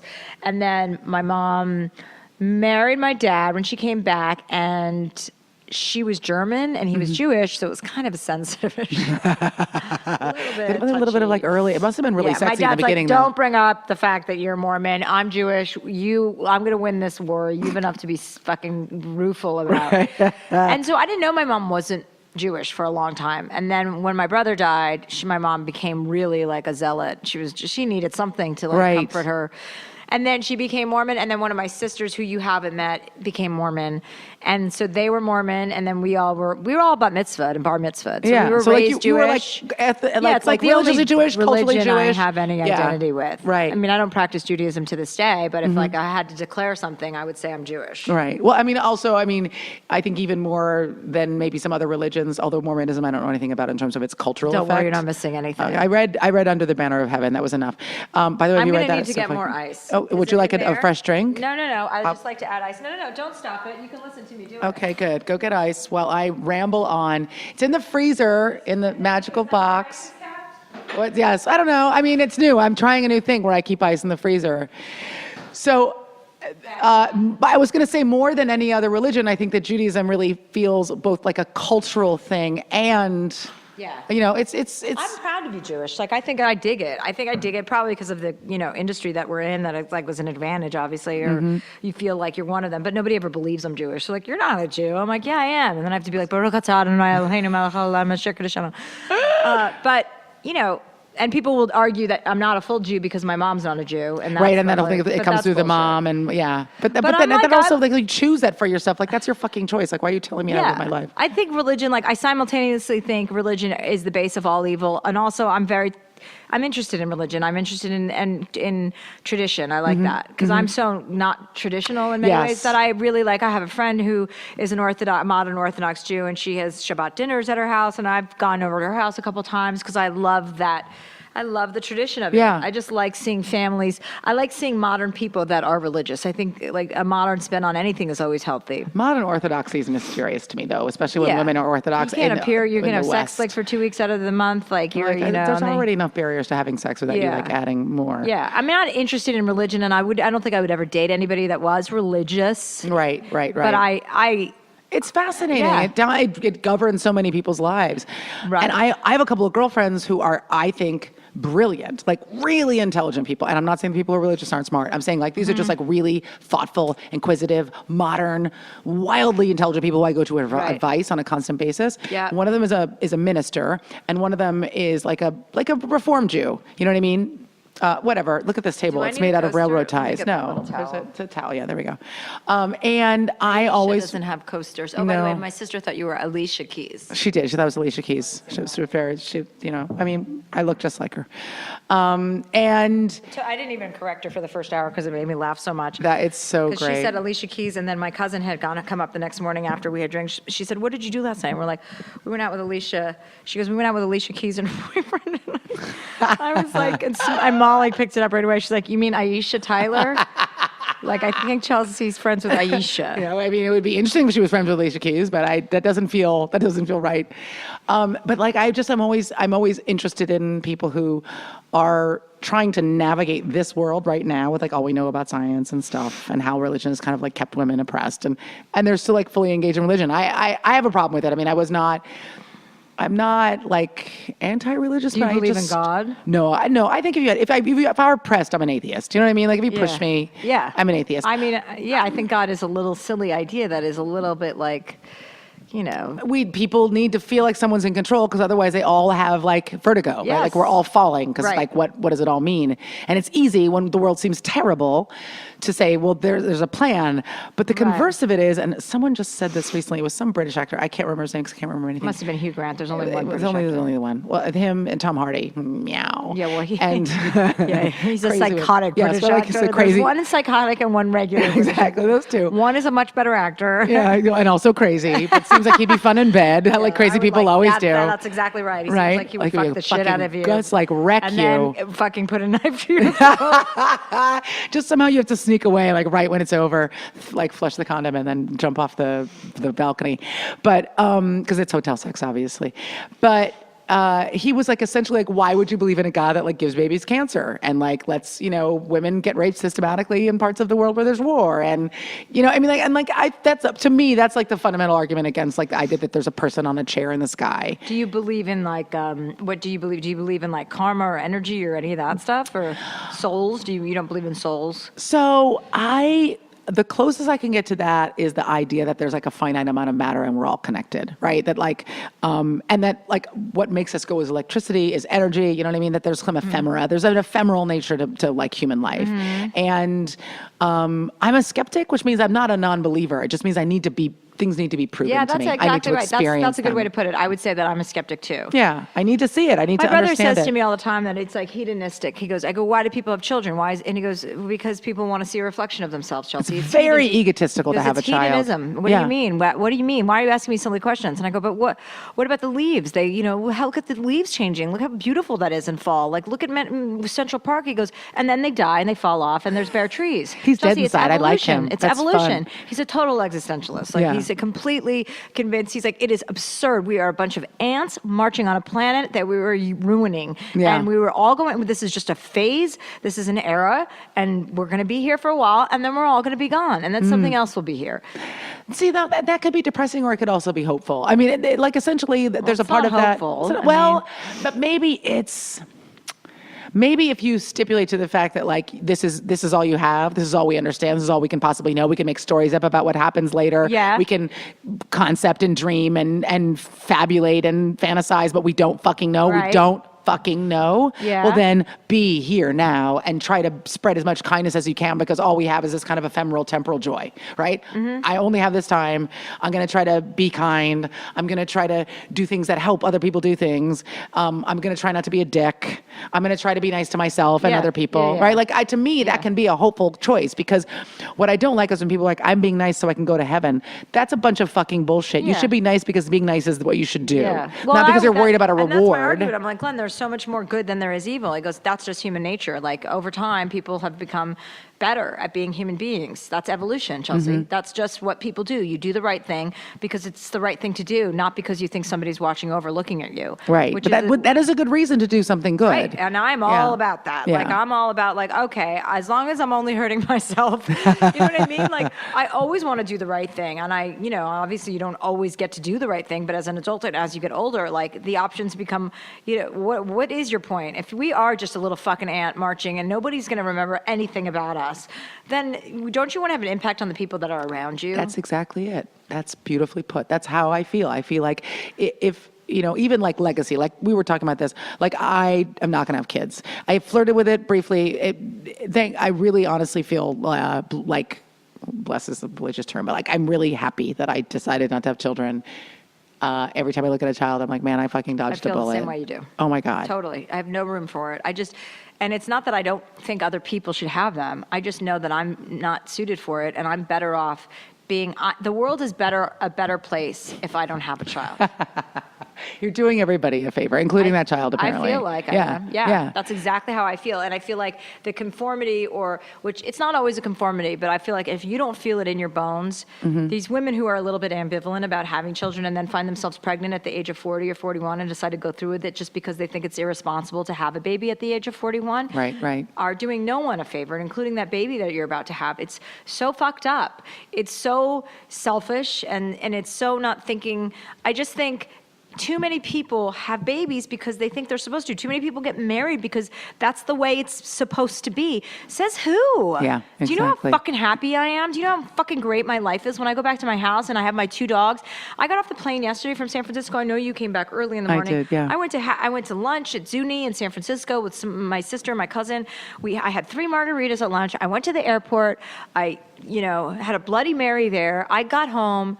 I was in the car on my way home going, oh my gosh, I'm so fucking happy that I don't have to deal with somebody who wants to know what we're going to do for dinner tonight. Yeah. I got in my bed, I started reading the New York Times, and I fucking fell asleep by 7:30. And I was elated about it. I had dreams about my life while I was sleeping. The responsibility, I don't do well. I'm not my best self in relationships. And everyone could say, well, you haven't met the right person. Great. If I meet the right person, then I'm totally willing to go there. But I will not ever settle. I will be picky. You need somebody who can fully accommodate you, who can literally fold into your shit without resistance and tell or me to complaint. shut the fuck up when I need to be told to shut up. Yeah. And be like, you're too wasted. Let's get you home. God, I have I'm having a series of fantasies about who this person is.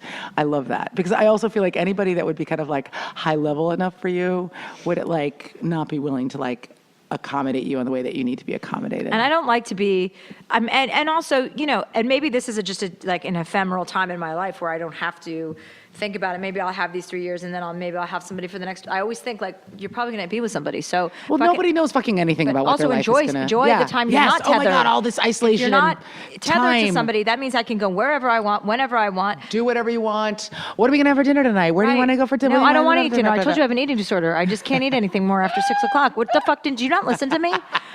Why do you keep making fucking toast? You know that I don't eat bread. What's wrong with you? Get out of my house. And stop buying shit that I'm never going to eat, and it's here now, and it's fucking with my head. And I think if who knows what the future brings. None of us can predict the future, obviously. So I always am very grateful to the time I have, whether I'm in a relationship or out of it. Like if I'm in a relationship, I'm like, let's have as much sex as possible because who knows how long this is going to last. And conversely, if I'm single, I'm like, let's read as much as possible whenever I can. Let's enjoy every single travel afternoon. Have 7-hour dinners. I want to go on Sunday lunch to brunch with my girlfriends and drink for 3 hours and sit there at a hotel or wherever and drink. And I don't want some guy going, what are we doing? Where are we going? What are we? You've really got to fucking know what's up. We're not going anywhere. This is it. This was the plan. So wrap on the day. And there's something. So, like, to me, everything you're saying makes so much perfect. Like, I'm like, it makes so much sense to me. What's funny is I feel like when I was younger, and I'm sure lots of other people out there, and especially women, feel guilty or bad or odd, or feel as if they're being made to feel odd if they just say, I don't want those things for myself. You know what I mean? They're saying, I think a lot of people have kids because they think this is what's expected of me, or what my family wants of me, or what society wants of me. But I even think there's a larger kind of existential, like, am I a woman if I don't have a child? Yeah. But by the way, my vagina is like a fucking Chinese finger cuff, and I'd like to keep it that way. A Chinese finger when you cannot cuff? if you put the dick in, you cannot get it out. I mean, that's how tight it is. Your dick is never coming out. I'm going to keep it. Oh yeah. Nothing's ever, I've never. So you have to date a bunch of guys. Well, you have to date a bunch of Chinese guys. Chinese guys. Like and I only have finger sex. That's right. Exactly. You can't accommodate anything Nothing bigger than like nice a pinky. It's nice of you to allow fingers inside of you. I hope this is as good for you as it is for me, because you're never getting this finger back. But when you are someone like you, okay, who's created this really broad creative wake, what do you need? What do you need? I'm just looking for my lip balm. It's okay. Are you all right? Yeah, I'm fine. Okay. I'll find it. I might get up to make myself another drink. Oh, well, if you do, get my lip balm. No, just. Where is it? Do you want your purse? I'm doing it. All right, pause it. What are you drinking?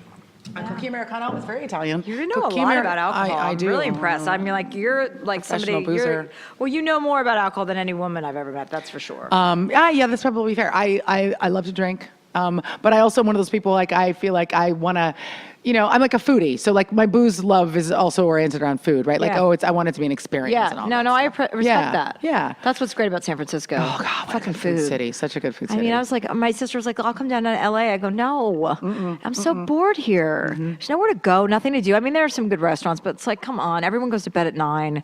That's very true. Even in San Francisco, really, if you want to go hard, you got to go to New York or Vegas. I mean, New York, is San Francisco an early city too? Oh, it's a very early both nights city. I was in bed by 2:30, but I suppose that's because it was the weekend. Last call at that bar we were on Friday night. I think they did last call at like 12:30. We closed it, but they were done serving. Oh, well, my sister and I went home and wrestled for like an hour after that. That makes me really happy. My cousin, my sister, and I both. Well, I was naked, and I was chasing them naked, and they all were hiding. They were both hiding from me. And then your family is really excellent. And then I finally pinned my cousin's bigger than me, so she's pretty strong, but I got her down, and then. Somehow we just managed to pass. I left them both in the bed, and I slept in a twin bed alone by myself on Saturday night. You're a fucking pimp. Yeah, because I miss my childhood. Yeah, and then you can relive it because you're a fucking grown up and can do what the fuck you want to do. So what was I talking to you about drinking? And what was it? Oh shit! What were we talking about? We were talking about. Here, use your little thing for that. Oh, thank you. Thank you. But give it back. I will. It's yours. What were we just talking about? I totally lost my train of thought. The bunk beds I had installed in my legacy. house. Legacy. Oh, that's a pretty serious word. If you're a woman like you who's created this kind of really broad, like, wake, like, you know what I mean? You're in a space that there are no women in. You know what I mean? And you've been continuously successful in this space. And a lot of women have failed in this space. And unfortunately for women, when a guy fails in this space, it's just a guy. And when a woman fails in this space, women can't do talk, can't do late night, can't do whatever. And you've done it, and you've done it on your own terms. And what's thrilling about what you're doing now is that finally you're in a space where you really can do it on your own terms. And I'm going to go out on a limb here and tell you that I fucking hate E and everything they stand for, but we can move on from that. Okay. So I'm really happy where you are now, because I feel like it's a better place for you. And you're able to do everything that everybody would really like to do, which is like to speak in an unfettered way, in a long form, in a way that's kind of not governed by industry standards and you know what I mean? And I hate you because I used to work there, not because I'm just like a person who's judgmental. I know you used to work there. Yeah. So whatever. I don't care if they know. I didn't speak to them on the carpet for like 10 years. But I wonder, and this is really like a heady question and very much about hubris. But when you are anyone, if you're, okay, how am I going to do this? Just say it. Okay, if you're a woman and you don't have kids, I think you start to think about what your legacy is going to be. If you're someone who has kids, then your legacy is your children, right? What you're going to leave behind are these people, and you're going to try to make them into good people or whatever. I don't know. Maybe you're going to be Trump and make them into fucking automaton robot demons. But if you're like a real person, you're going to try to make good people who will like carry on your values, right? Whatever that is. Yeah. But if you don't have kids, I do think, and you're somebody like you, and who's smart and ambitious and thoughtful, I think you think about what you're going to leave behind, right? Like how you're going to affect the people around you. And I mean, I might not be thinking about it literally, but I think it kind of floats in the background. You definitely think about like how you're going to be remembered, but I never associate that with having children. Because you probably never wanted to do it. Well, right. I just think if you leave enough of a mark, or if you pave the way for enough people, or you make things non-issues that people assume are issues, then you're breaking down the conversation in a way. So it's more of like a kind of, I feel like if you're chipping away at something, then you're helping a ton of people in the long run. It's not necessarily like you're remembered in, I don't know, history books, or you're not the president of the United States or something where people are going to remember you for generations and generations, but you're doing something different. The only thing I don't want to do is do the same thing. Like, I don't want to be like other people in the way that like, when I was leaving E and people were like, well, you should do this show. You should be on this nighttime show or CBS or ABC. Like, I'm like, no, I'm not stepping into somebody else's shoes. Right. Then I'm just another pawn in your fucking game. Right. I want my own game. Yeah. And then if I fail, I fucking fail, and that would be miserable. But I have a pretty good idea that if you take a big enough leap, you're gonna find out some good stuff. Right. And then, I'm really happy. And listen, it's not easy. It's fucking brutal. It's brutal to start something and have everybody criticize you, and you put yourself on like kind of a soapbox to be criticized, because I wasn't going to conform. I wasn't going to do the same thing every night. I won't do it. Sometimes the show is a dinner party. Sometimes it's completely about Russia. I went to, or it's focused on a city. Sometimes there's in-studio guests. And in the beginning, I've only been on the air for like 4 months, but it was brutal. Like some of the reviews I got, I was like, fuck. And then I was like, Chelsea, you've never been a critical darling. You've never been. So what was more important to me was getting my feet lodged, because Netflix is so supportive about like getting you to the right place. And I got off to a rocky start in, my opinion, because I wasn't comfortable with a couple of things that were happening. And then once I did get settled, then I know that feeling. I know when you're on it. Right. And that feeling, I didn't know if it was going to come. There were like maybe 4 or 5 weeks where I was like, oh fuck, I'm not hitting it. I'm not relaxed. I'm tight, as a performer, when you're hitting it. And I was like, oh shit, what if I've lost it? And it's like, I needed that. I needed to feel that insecure. Yeah. I needed it. And I was like, and the minute I got it, I was like, thank you, God, if I believed in you. And in those moments, I believe in something. I don't know what, because there's no other explanation why you could get so fucking lucky that it does resonate. And then all of a sudden good reviews started happening, and people in word of mouth. And it was, if you succeeded everything right away, you just don't learn anything. You can't be good. I mean, and it's still, it's still a work in progress. Everything is a work in progress. Right. Always. Right. I don't ever want to coast. Yeah. I like being uncomfortable until I am. And then I go, why the fuck did I do this? Why am I so uncomfortable? And then I get comfortable. I'm like, oh, that was nice. Right. But I mean, I guess like that's the thing. Like, I think somebody like you craving that discomfort, like, when you're feeling uncomfortable, it's because you're growing. Like literally the feeling of discomfort, of struggle is like the place where where you feel like, okay, Yeah. fuck, I'm being challenged. I'm evolving. Right. Because I agree with you. Like the worst thing I can think of would be to just be coasting, to be like, oh, I'm good at this. I'm just going to keep doing it this way. I could have stayed at E for 5 more years and made $10 million And they were a dying year. to keep you over there, I imagine. But I didn't fucking want to do that. I'm Yeah. like, then I'm a loser. Then I'm not doing anything special with my life. Like, if I'm going to be in this stupid industry to begin with, I better do something interesting. Right. I better go be doing something that I'm proud of, where I can at least like talk about social issues and talk about politics and make a difference. Which you couldn't do on that show. Could you do any of that Could. stuff I mean, on they that? were always like, oh, you can do it. You can talk about whatever you want, do whatever you want. I'm like, but it's E. Yeah. I'm sandwiched between the Kardashians and some other shitstorm, Ryan Lochte, you know, like whatever and I'm like, it's not, no one's coming to E to listen to me. If I were to do that on that network, it wouldn't have been received well. Right. It's hard to do something different, period. But, you know, I took a year and a half off, and I was so grateful that I did, because I did come back a little bit shaky, but I learned, I went everywhere I wanted to go. Not everywhere I wanted to go, but I made sure I made the most out of that year. I'm like, you may never have a year and a half off again. So just make sure. I went and bought a house in Spain. I went to French Polynesia. I learned how to scuba dive. I went all over the world, and I learned to, like, I hadn't traveled alone. This is really embarrassing to say, for 10 and a half years. See, I think that's probably almost everybody in the world. Like I like, in the sense that like you shouldn't be embarrassed to say that, because I think most people never travel alone. I don't think, like, I'll go to dinner by my fucking self and everybody can go suck a dick. And most people are like, I could never sit in a restaurant alone. I'm like, oh God, it's the best. I used to do it when I was a waitress all the time. I'd go to the movies by myself, but then once I became successful, like, I didn't fly commercially for 7 years. Really? I just pretended like I had money coming out of my asshole. And I did. And you did, between yeah. touring, between being on the road. And you were single, you had no obligations, right? You had, I mean, But with that came an entourage that I traveled with all the time. Right. Like they're what you were talking about before. It's like, Yeah. I'm like, I have to get back to the fucking person that I am. Yeah. And Yeah. who am I, by the way? I go into a spa in Austria, what I was telling you about earlier, this 2-week detox spa. And I went by myself, and you like get your last stitch of food at like 5 p.m. And at 5 p.m., I'm like, now what the fuck? I mean, you get treatments all day. This is when I should be having a drink, and I don't understand. Yeah, like they clean out your asshole. You go get your feet. You know, there's reflexology. But it's like a medical place. Yeah. And I just really was just trying to get healthy and to get my head clear. And I had been on all these vacations where you're drinking every night with your friends, and renting yachts. You know, like being absurd. But I was like, I'm gonna get every experience I can out of this. Yeah. And so I left there, and I was like, I went to Salzburg for a day after, and I remember going and buying like a thing of chocolate covered almonds after I leave the spa.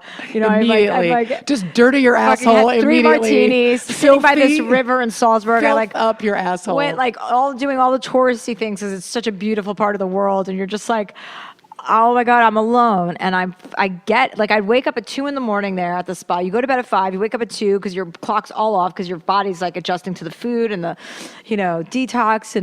And I'd be like, what the fuck am I going to do now? I mean, I'd go paddleboarding on this lake in the morning by myself in this jumpsuit, and you're just waiting for time to go by.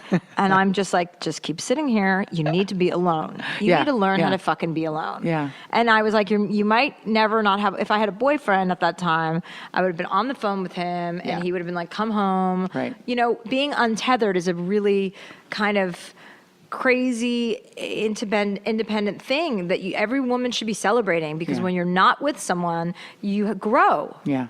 And it sounds gay and cliche, and gay, I mean in the gay way, not homosexual in way. the fun, awesome way. Yeah, it's just like, you just have to figure that out, and you have to sit with yourself. You know, I read more books in that year than I'd read in like the last 10 years, and I'm a reader, so I pride myself on actually making sure I read all these classics I hadn't read. I read Wuthering Heights, and I read Dorian Gray, and I read all these books that I just never got around to. Catcher in the Rye I had never read. Oh, wow. Yeah. And I just sat there with myself, and I was like, this is good. Yeah. I mean, it was only 2 weeks, but it was a lot more than I had. And then I spent some time in Spain by myself in between trips. So that was good for me. I really felt like, okay, you've got to get to know yourself and be alone with yourself. And now that I'm not in that life, like I don't have access to a private jet because I'm not doing stand-up anymore, which is like, I'm not on tour. I don't have. Right.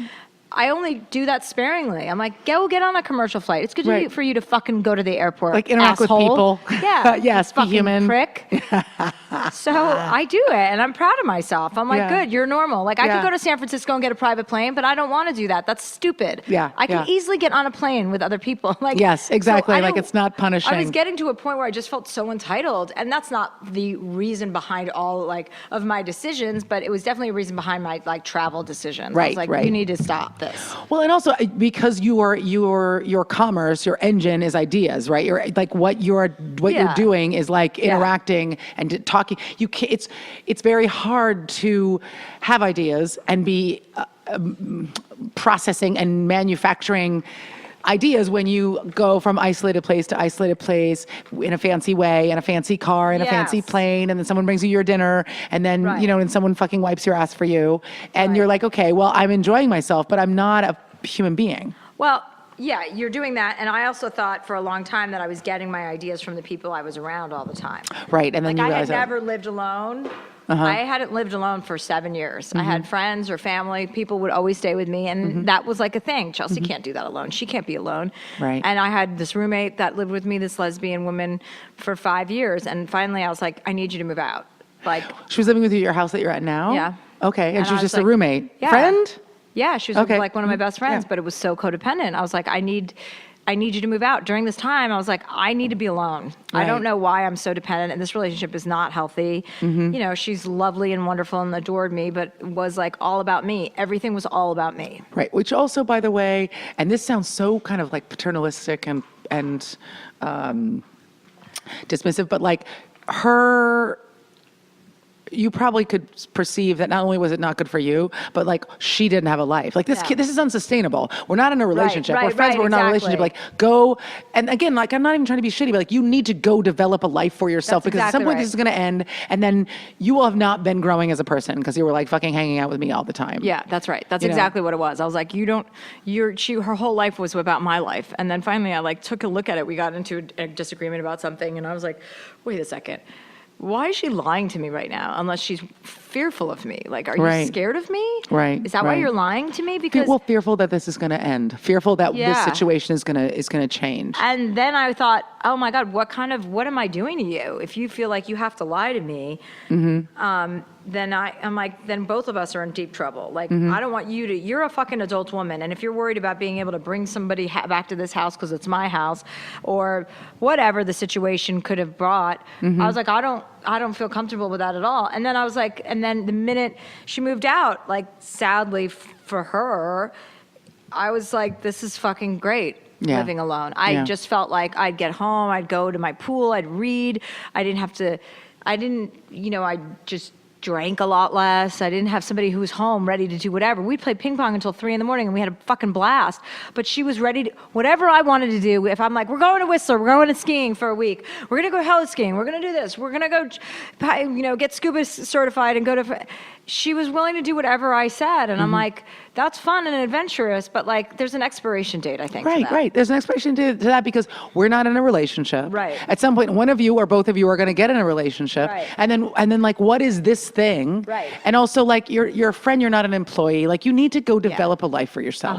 And I think every relationship has like those limits, right? Whether you're actually in a relationship with someone, like you are dating them, where you're like, it's still important that like you be a person because the person I wanted to fuck had their own shit. You need to have your own shit because if all your shit is my shit, then what is there between us that makes us attractive to each other? Yeah, like ours, like there has to be conflict for a friendship to like grow. Conflict, there has to difference. be a disagreement. You have to have an argument and be able to get through it.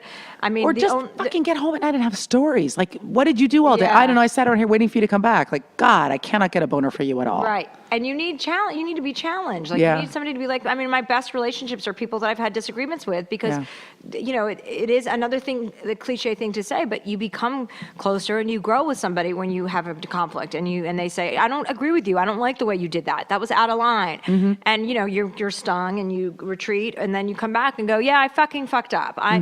For me, that's a big problem because I get away with murder in my life. I always have. I'm the youngest of 6 kids. Everybody let me get away with murder. My brothers, my sisters, my parents, everyone was too tired. They were just like, fine, fuck, let her. I was awful. And for a lot of my adult life, I acted like a spoiled brat. And I just, I don't want to be that way. I don't want to be stomping my feet and throwing tantrums. Are these realizations new? Is this a real, is this a so. new I mean, sense in the past, of yourself? yeah. I mean, at E, it was the same thing. I'd be like, I'm not doing that when they would call and be like, we need you to take that out for this advertiser. You can't make fun of Dr. Scholl's. That's a sponsor. I'd be like, fuck Dr. Scholl's. I'm not fucking listening to you. And part of that was necessary to be like, just fuck you. Don't fuck with me because... Right. But where did I get off behaving that way? I didn't, they could have fired me, but they didn't. I don't know why they didn't. I mean, I ended up quitting, which is the biggest joke of all. So that relationship was never even, I was calling the shots and they just did whatever I said, and they'd give me warnings every once in a while, like, you're going to lose your job. I'm like, I don't think so. I was like, I don't fucking think so. Like, at least with Netflix, I'm with somebody I'm proud to be seen with in public. Right, exactly. If Ted Sarandos calls me and says, you can't do this again, I'm going to go, I won't. Yeah, exactly. Because also, but you know why? Because you have more latitude generally to do what you want. So, okay, I can give that up because I'm getting so much of what I want here. I'm able to make the show that I want. Yeah. And I'm not worried about this stupid fucking sponsor or your odd, delicate sensibilities. Right. And the fact that, one interesting thing about you, and I think was that you were, you were interviewing celebrities on your show on Chelsea Lately, but also you were eviscerating celebrity culture on a network that literally has its mouth on the penis of celebrities. Do you know what I mean? Like how could you truly be free to do what you were doing when you were at a place that was like on the teat of like, you're right. You know what I mean? Like it was never going to be a perfect fit.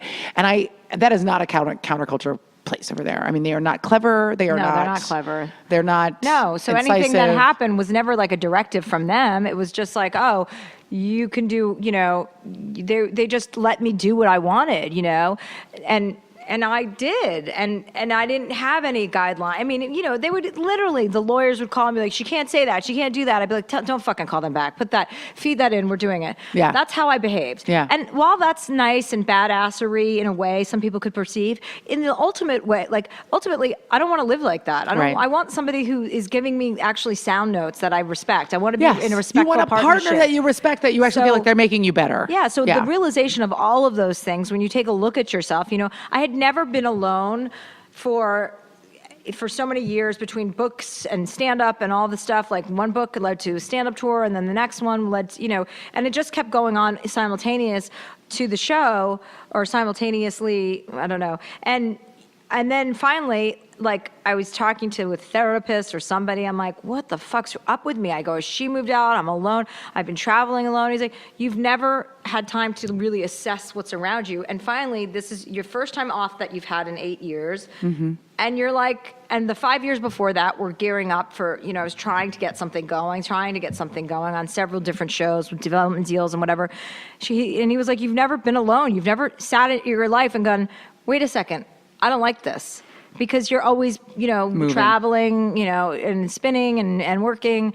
And so it was I was like, yeah, you're right. I haven't. And I don't fucking want to live like this. I don't want to be some girl that's dependent on all my friends and babysat. Because there's an intense, and there's nothing wrong with being vulnerable, but there's something else in that, like not being able to be alone. Do you know what I mean? There's another kind of real. Yeah, and I have a lot of friends like that. Now that I'm out of it, I see it. Yeah. And whether it's with a lover or it can come in many different forms. Obviously, it can be friends, it can be your family, but it's just codependency. And it's just a fear, most people have a fear of knowing themselves. You know what I mean? Like, it's just hard to kind of be like, okay, who the fuck am I? That's a hard question to ask. I don't think most people ask it. Do I like to read books? You start to go, am I trying to read books to look smart, or do I really like it? Right. And then you're like, well, read a book and find out. Like, how long has it been since you've actually sat? I'd come home from there and I'd be reading such heavy shit that I didn't even like. Like, I'd come home from E and I'd be reading Kierkegaard. I hated every second of it. I didn't fucking care about Kierkegaard, but I was trying so hard to balance my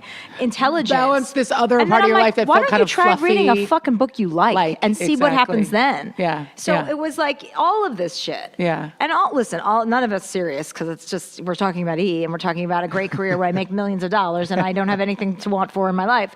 But even whatever you have in life, everybody's shit is their own shit. You're always still an asshole at the bottom of it. No matter, you could be living in a trailer park right now and drinking wine out of a paper bag, you'd still be a dick. Exactly. Okay, yeah, that's just pretty much the essential aspect of being alive. Okay, we're almost at the end. I really got you for exactly the amount. Well, I could talk to you forever, but I got you for exactly the amount of time that I wanted you. And you have this show and it's working now. And I think, what's exciting about it is you were kind of going into something that some aspect of territory that felt kind of untrodden to you. You know what I mean? That you wanted to do something that was more intellectual, that was more resonant, that felt better to you, closer to who you are as a person. And also maybe closer to who you are now. You know what I mean? Because I think, like, you know, what's nice about getting older is you just start to, your scope widens. You know what I mean? Yeah. And bullshit goes away. Meaningless bullshit falls away. You know what I mean? I guess, this is, okay. I don't know why sometimes I struggle with these questions. Sometimes they're too big to kind of like ask in one sentence. But this place that you're in now with the show and what it's looking and feeling like, is it feeling like you're kind of in your sweet spot now? Because I also feel like if you're somebody who wants to challenge yourself all the time, you're never quite ever going to get in the cut, which is okay. You know, you're always going to be like, okay, I've got to pivot because now this is feeling good. I think life is full of sweet spots. I think that you get, you know, getting into a sweet spot doesn't mean you stay there forever. I think like, you know, you get there in 6 months, you're like, okay, now I've got to pivot. I've got to do this differently. Or I've got to, you know, right now it's so focused on the election and the silliness of that. And hopefully, you know, I don't want to underestimate the situation, but I think. I have a stomach ache every time I fucking think about it. I know, it's awful, but I just can't believe it's like, we underestimated him and now this is a possibility. So let's not pretend that it won't happen. Yeah, let's not take it seriously. So, I think that, you know, life is full of sweet spots and it's full of like what we just spoke about. Like you can feel like you're hitting it and you're on it and you're productive. And the only thing that I know now for sure is like, I've always known to make myself uncomfortable, but I didn't understand like, you know, how to take a beating. Like, I think things came very easy for me. Like, I kind of always lucked out. Even though I was going through my personal struggle, the way people perceived my career to go was like, oh, she gets it, whatever. She hasn't had anything, any failures or anything. And it's like, no, that's not how it feels for me. Like, you don't know what it was like for 10 years doing stand-up and fucking bombing for 5 years, or you don't know what it was like. I know what it feels like. But you know, not exactly. everybody knows. It's so great. It wasn't your struggle, but it doesn't mean it wasn't my struggle. Right. You know how many times I sat on the phone with my sister crying, like, am I ever going to make it? Am I ever going to fucking make it? Or sitting in a shitty little hotel, like, going, why is there cum on my alone? fucking curtains? Like, I have to sleep in this place where there's cum stains on my curtains. I used to be so obsessive. Like, I would get wipes and I would like clean every surface, and then I would like pull all the stuff off the bed and like. See, I was never good at cleaning, so I didn't even do that. I would just like hide and sleep on a shirt. Like, I would put my shirt over a pillow, and that shirt was probably filthy too. And I would just hope for the best. One part I did enjoy that I actually even wrote about it in a book was like it was so miserable, but I loved it. It was like picking a scab. It was getting back from the club at like 2 a.m, and the feeling of kind of like being with people and then being like dramatically alone. Like you'd had all this adoration, and now you're like alone. Alone. And it felt like delightful and tragic. Like it was very scab picky. I would go to the bar and I would get like sometimes a bottle or a glass of like, you know, whatever, Sauvignon Blanc. And I would get them to put bar mix into like a giant plastic cup. And then I would sit in the bed, or I'd just pick through the bar, like the fucking mini bar, and like just eat in the bed and like watch Law and Order reruns and feel fucking like so sad for myself. Torn. Like, oh God. I definitely went through feelings like that where you're like, I don't know how I do it. How am I doing it? How am I living through this? This is like I was one step away from like cutting. You know what I mean? I was just like, this is my version of cutting. Like eating like 1,000 calories worth of bar mix in the middle of the night in the bed. You have these like fantasies when you're growing up with these dreams of what you want to happen. Yeah. And then they happen and you're like, you miss it. You miss that moment. You're like, oh, I'm at fucking Madison Square Garden, or I'm fucking on stage, you know, at Carnegie Hall. And you like, you have to remind yourself, whoa. Don't just walk out there. Yeah. This is a moment. This is one of those moments. Yeah. And then, so you remind yourself of those moments where, like, you know, I always had this fantasy that I would be able to grow up and like buy my mom 1 million homes and do all these wonderful things. And then my mom died. And I was like, before I became really successful, she died. But she always was, you know, she always was confident that all these things would happen for me. And I didn't understand it. So I was like, I wanted it to be true too. But you're like, well, that didn't happen for me. So, you know, what? So then you have this like fantasy of what you're going to do for your family, you know, like I'm going to take care of my brothers and I'm going to take care of my sisters. And when those moments happen, they're beautiful, but they're ephemeral. Yes. It doesn't last forever. Yes. And you're like, okay, wait, that was that. And I was present and okay, now what's my value? Yeah. So even though they're beautiful moments and you can have those kinds of things with people, it's like, you really have to just be good at being yourself on top of all of that. Because if you're living your life for those moments, you're a fucking addict. Yeah. You know? Yeah. And you're only living through the reflection of yourself and other people. And it's much more interesting in the long run to see somebody who's able to just really persevere and go after new things and be challenged. And you know, like I fucking hate taking Spanish every fucking Tuesday night. And I do it because I hate it. Because why is my life supposed to be all about it being enjoyed? Like, why am I supposed to enjoy everything? Why is this supposed to be a soft I should learn landing? another language. Yeah. I need to know. I've been studying for a year, and I can now get by at a restaurant. First word I learned was yellow, which is ice. But like, Yellow I do por things. mi vodka. I do things to make myself uncomfortable all the time because I just want to make sure that I don't ever get away with thinking I'm fucking extra special. Right. Yeah. I love you. Okay. We're going to do the last part of the show. Okay. It's called Self-inflicted wounds. I didn't warn you about it, but I believe in you. Am I going to have to cut myself? Because I'm ready to. You do. We'll do it together. We'll have matching lines. Sorry, people out there actually cut and think that I'm mocking you. Okay, so Self-inflicted wounds is a story that everybody tells on the show about something that's gone wrong in your life that's your own fault. So it can just be anything at all. And it's the story that you run into a bar and go, oh my God, you guys, I was such a fucking asshole. Okay. This is really asshole. I love it. This is bad. I'm literally This is bad on so beside many myself. levels because it's gross that I'm going to share this with people. But I just want you to know how fucking fucked up I was in my head. This is how fucked up I was. So I was dating a guy. He'll remain nameless. Mm-hmm. Barack Obama. And we were in a relationship, and he was definitely somebody that was not trustworthy. And he had come out to visit me in LA. We had a long distance relationship, and he lived in New York mostly.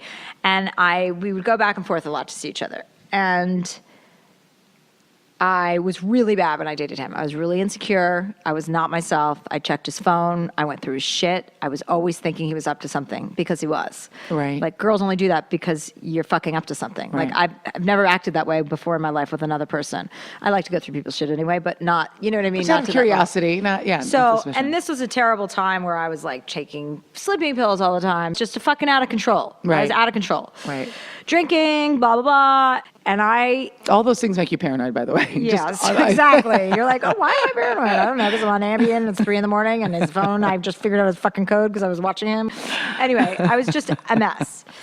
And by the way, I'm pro drugs for everybody, as long as you're a normal person. Like, don't just be a fucking lunatic. You know what I mean? Don't do them every day, and just be able to know how to be an adult. Yeah. So I try not to judge people who do drugs. So I went through his phone, found whatever I was looking for. You know, even something is something when it was nothing maybe, but to me it was something. Woke him out of his sleep, went off on him, just went nuts. I was like, you fucking cheated. And he was just like, I can't deal with this anymore. I can't. You would try to assuage me and da-da-da. And I was crazy, like a lunatic, you know. I'm so embarrassed of the way I behaved during that time. And this was a long time ago, but still, it was embarrassing. And, I don't know how long we had been dating. Probably not very long, or long enough to know that he was untrustworthy, but still not acceptable behavior.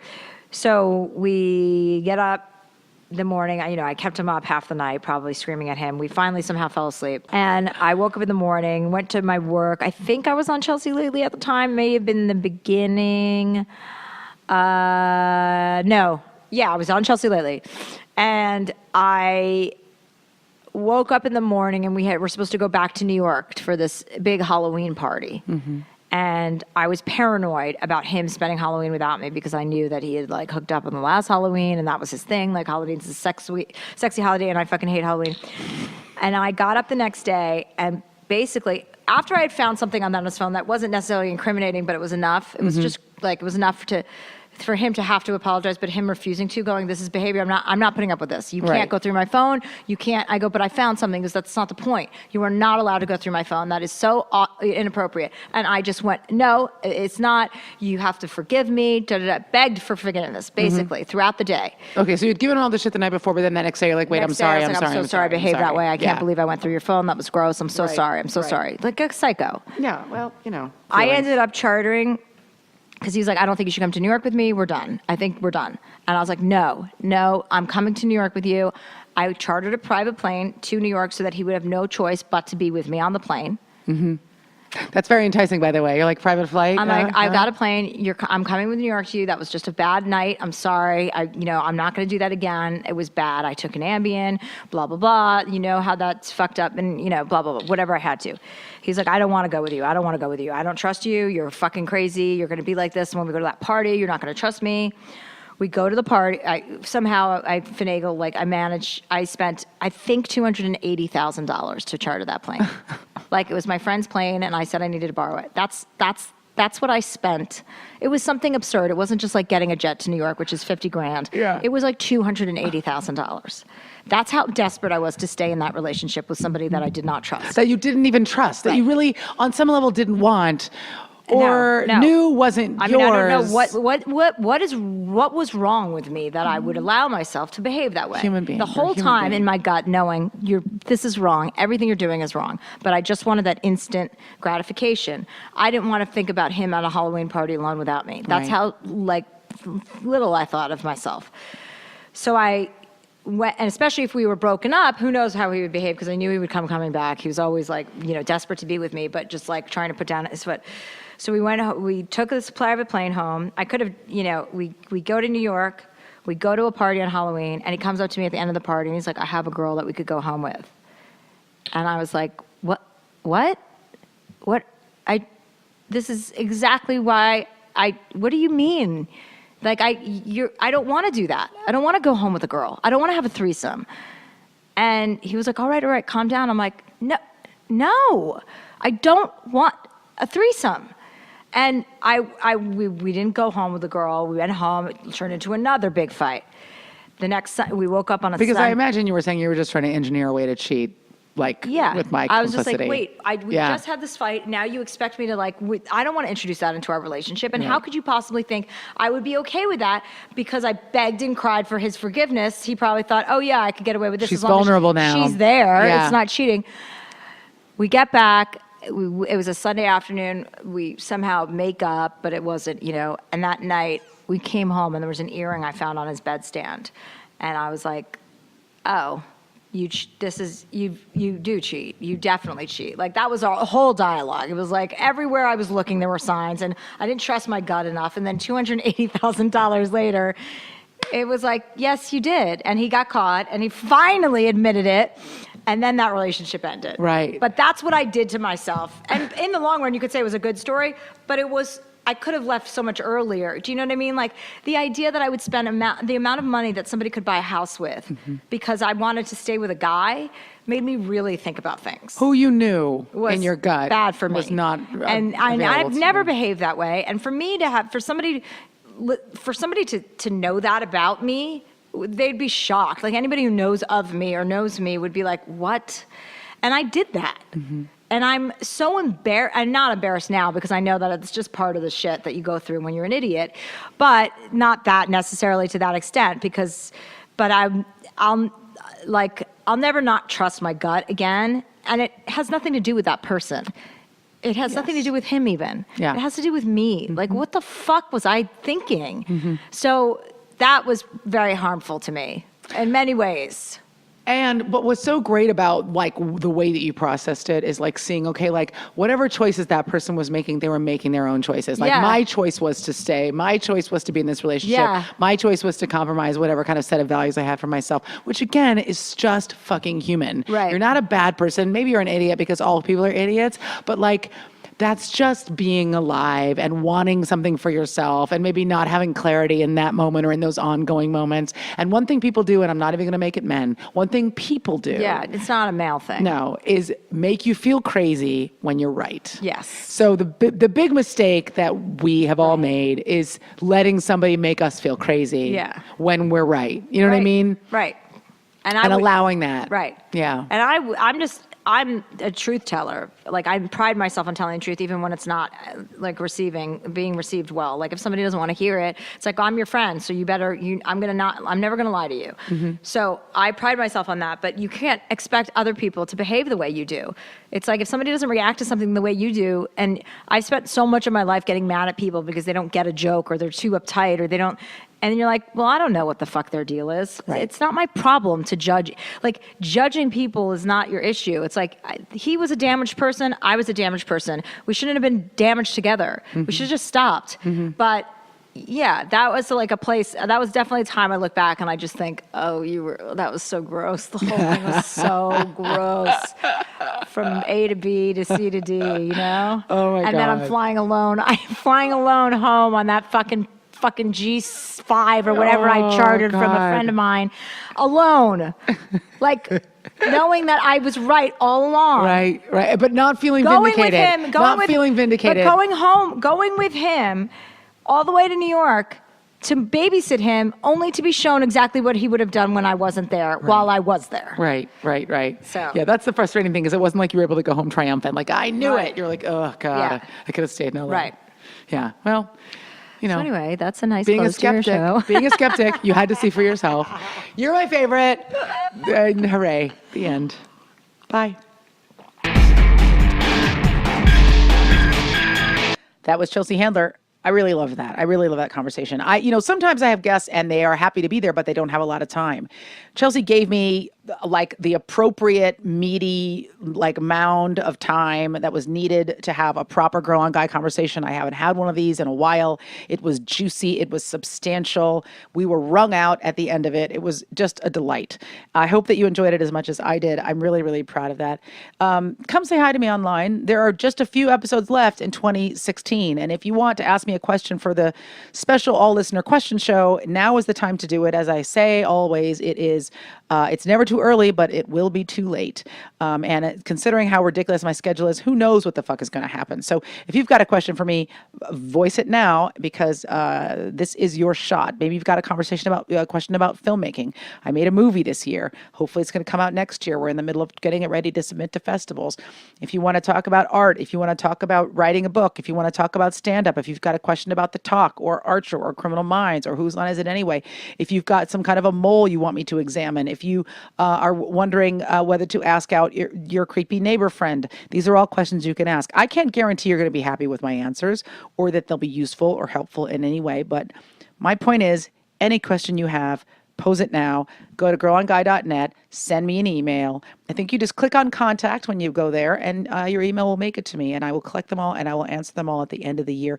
Don't forget to visit the archive. As you know, Girl on Guy is now a subscription show, but the last 10 episodes are always free, and you can listen to them in any variety of ways, including iTunes, Stitcher, iHeartRadio. Get the app for your iPhone, get the app for the Android. The most recent 10 episodes are always free, and the last 2 episodes are pretty spectacular. Viola Davis was 215, 216.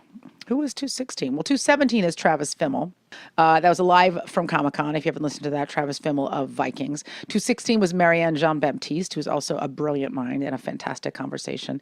But still in this last 10 episodes, Dave Navarro of Jane's Addiction and the Red Hot Chili Peppers, my co-star Cheryl Underwood. Lots of great interviews. So get at those now and come say hi to me, come follow me, friend me, all that shit online. Just Google my name. I'm sure the first 5 or 6 things that come up will be devastatingly upsetting to me, delightful to you. But after that, you can find my Twitter and Instagram and all those other handles and come say hi, come follow me, friend me online, say what's up. You guys are the greatest. You are my army. You are sensational, both individually and as a collective group. And you mean the world to me. Your support, your listenership means the world to me. And if you haven't already subscribed to the show, I suggest you do so, because that gets you access to almost 300 episodes of Girl on Guy for a paltry 79 cents a month. I put the show behind a paywall so that the show could continue to pay for itself. I took advertising for the show, but I was taking 5 ads a month, and now I'm only doing 1. It's not enough to cover the net of the show. As you know, I never did the show for money. I continue to pay for it out of pocket, but taking that ad and making the show subscription after the most previous 10 episodes just covers the cost of putting this show online, paying for the servers and the delivery systems and the syndication system that delivers the show to you. So that's why that's happening, but it doesn't mean I love you any less. And I think that you guys are literally the best human beings in the world, and you have impeccable taste in podcasts. All right, guys, I'm going to talk to you next time. In the meanwhile, get out in the street, kick massive ass, and I will talk to you on the next one. Late. Girl on Guy is a production of Hot Machine, blowing shit up since 2009.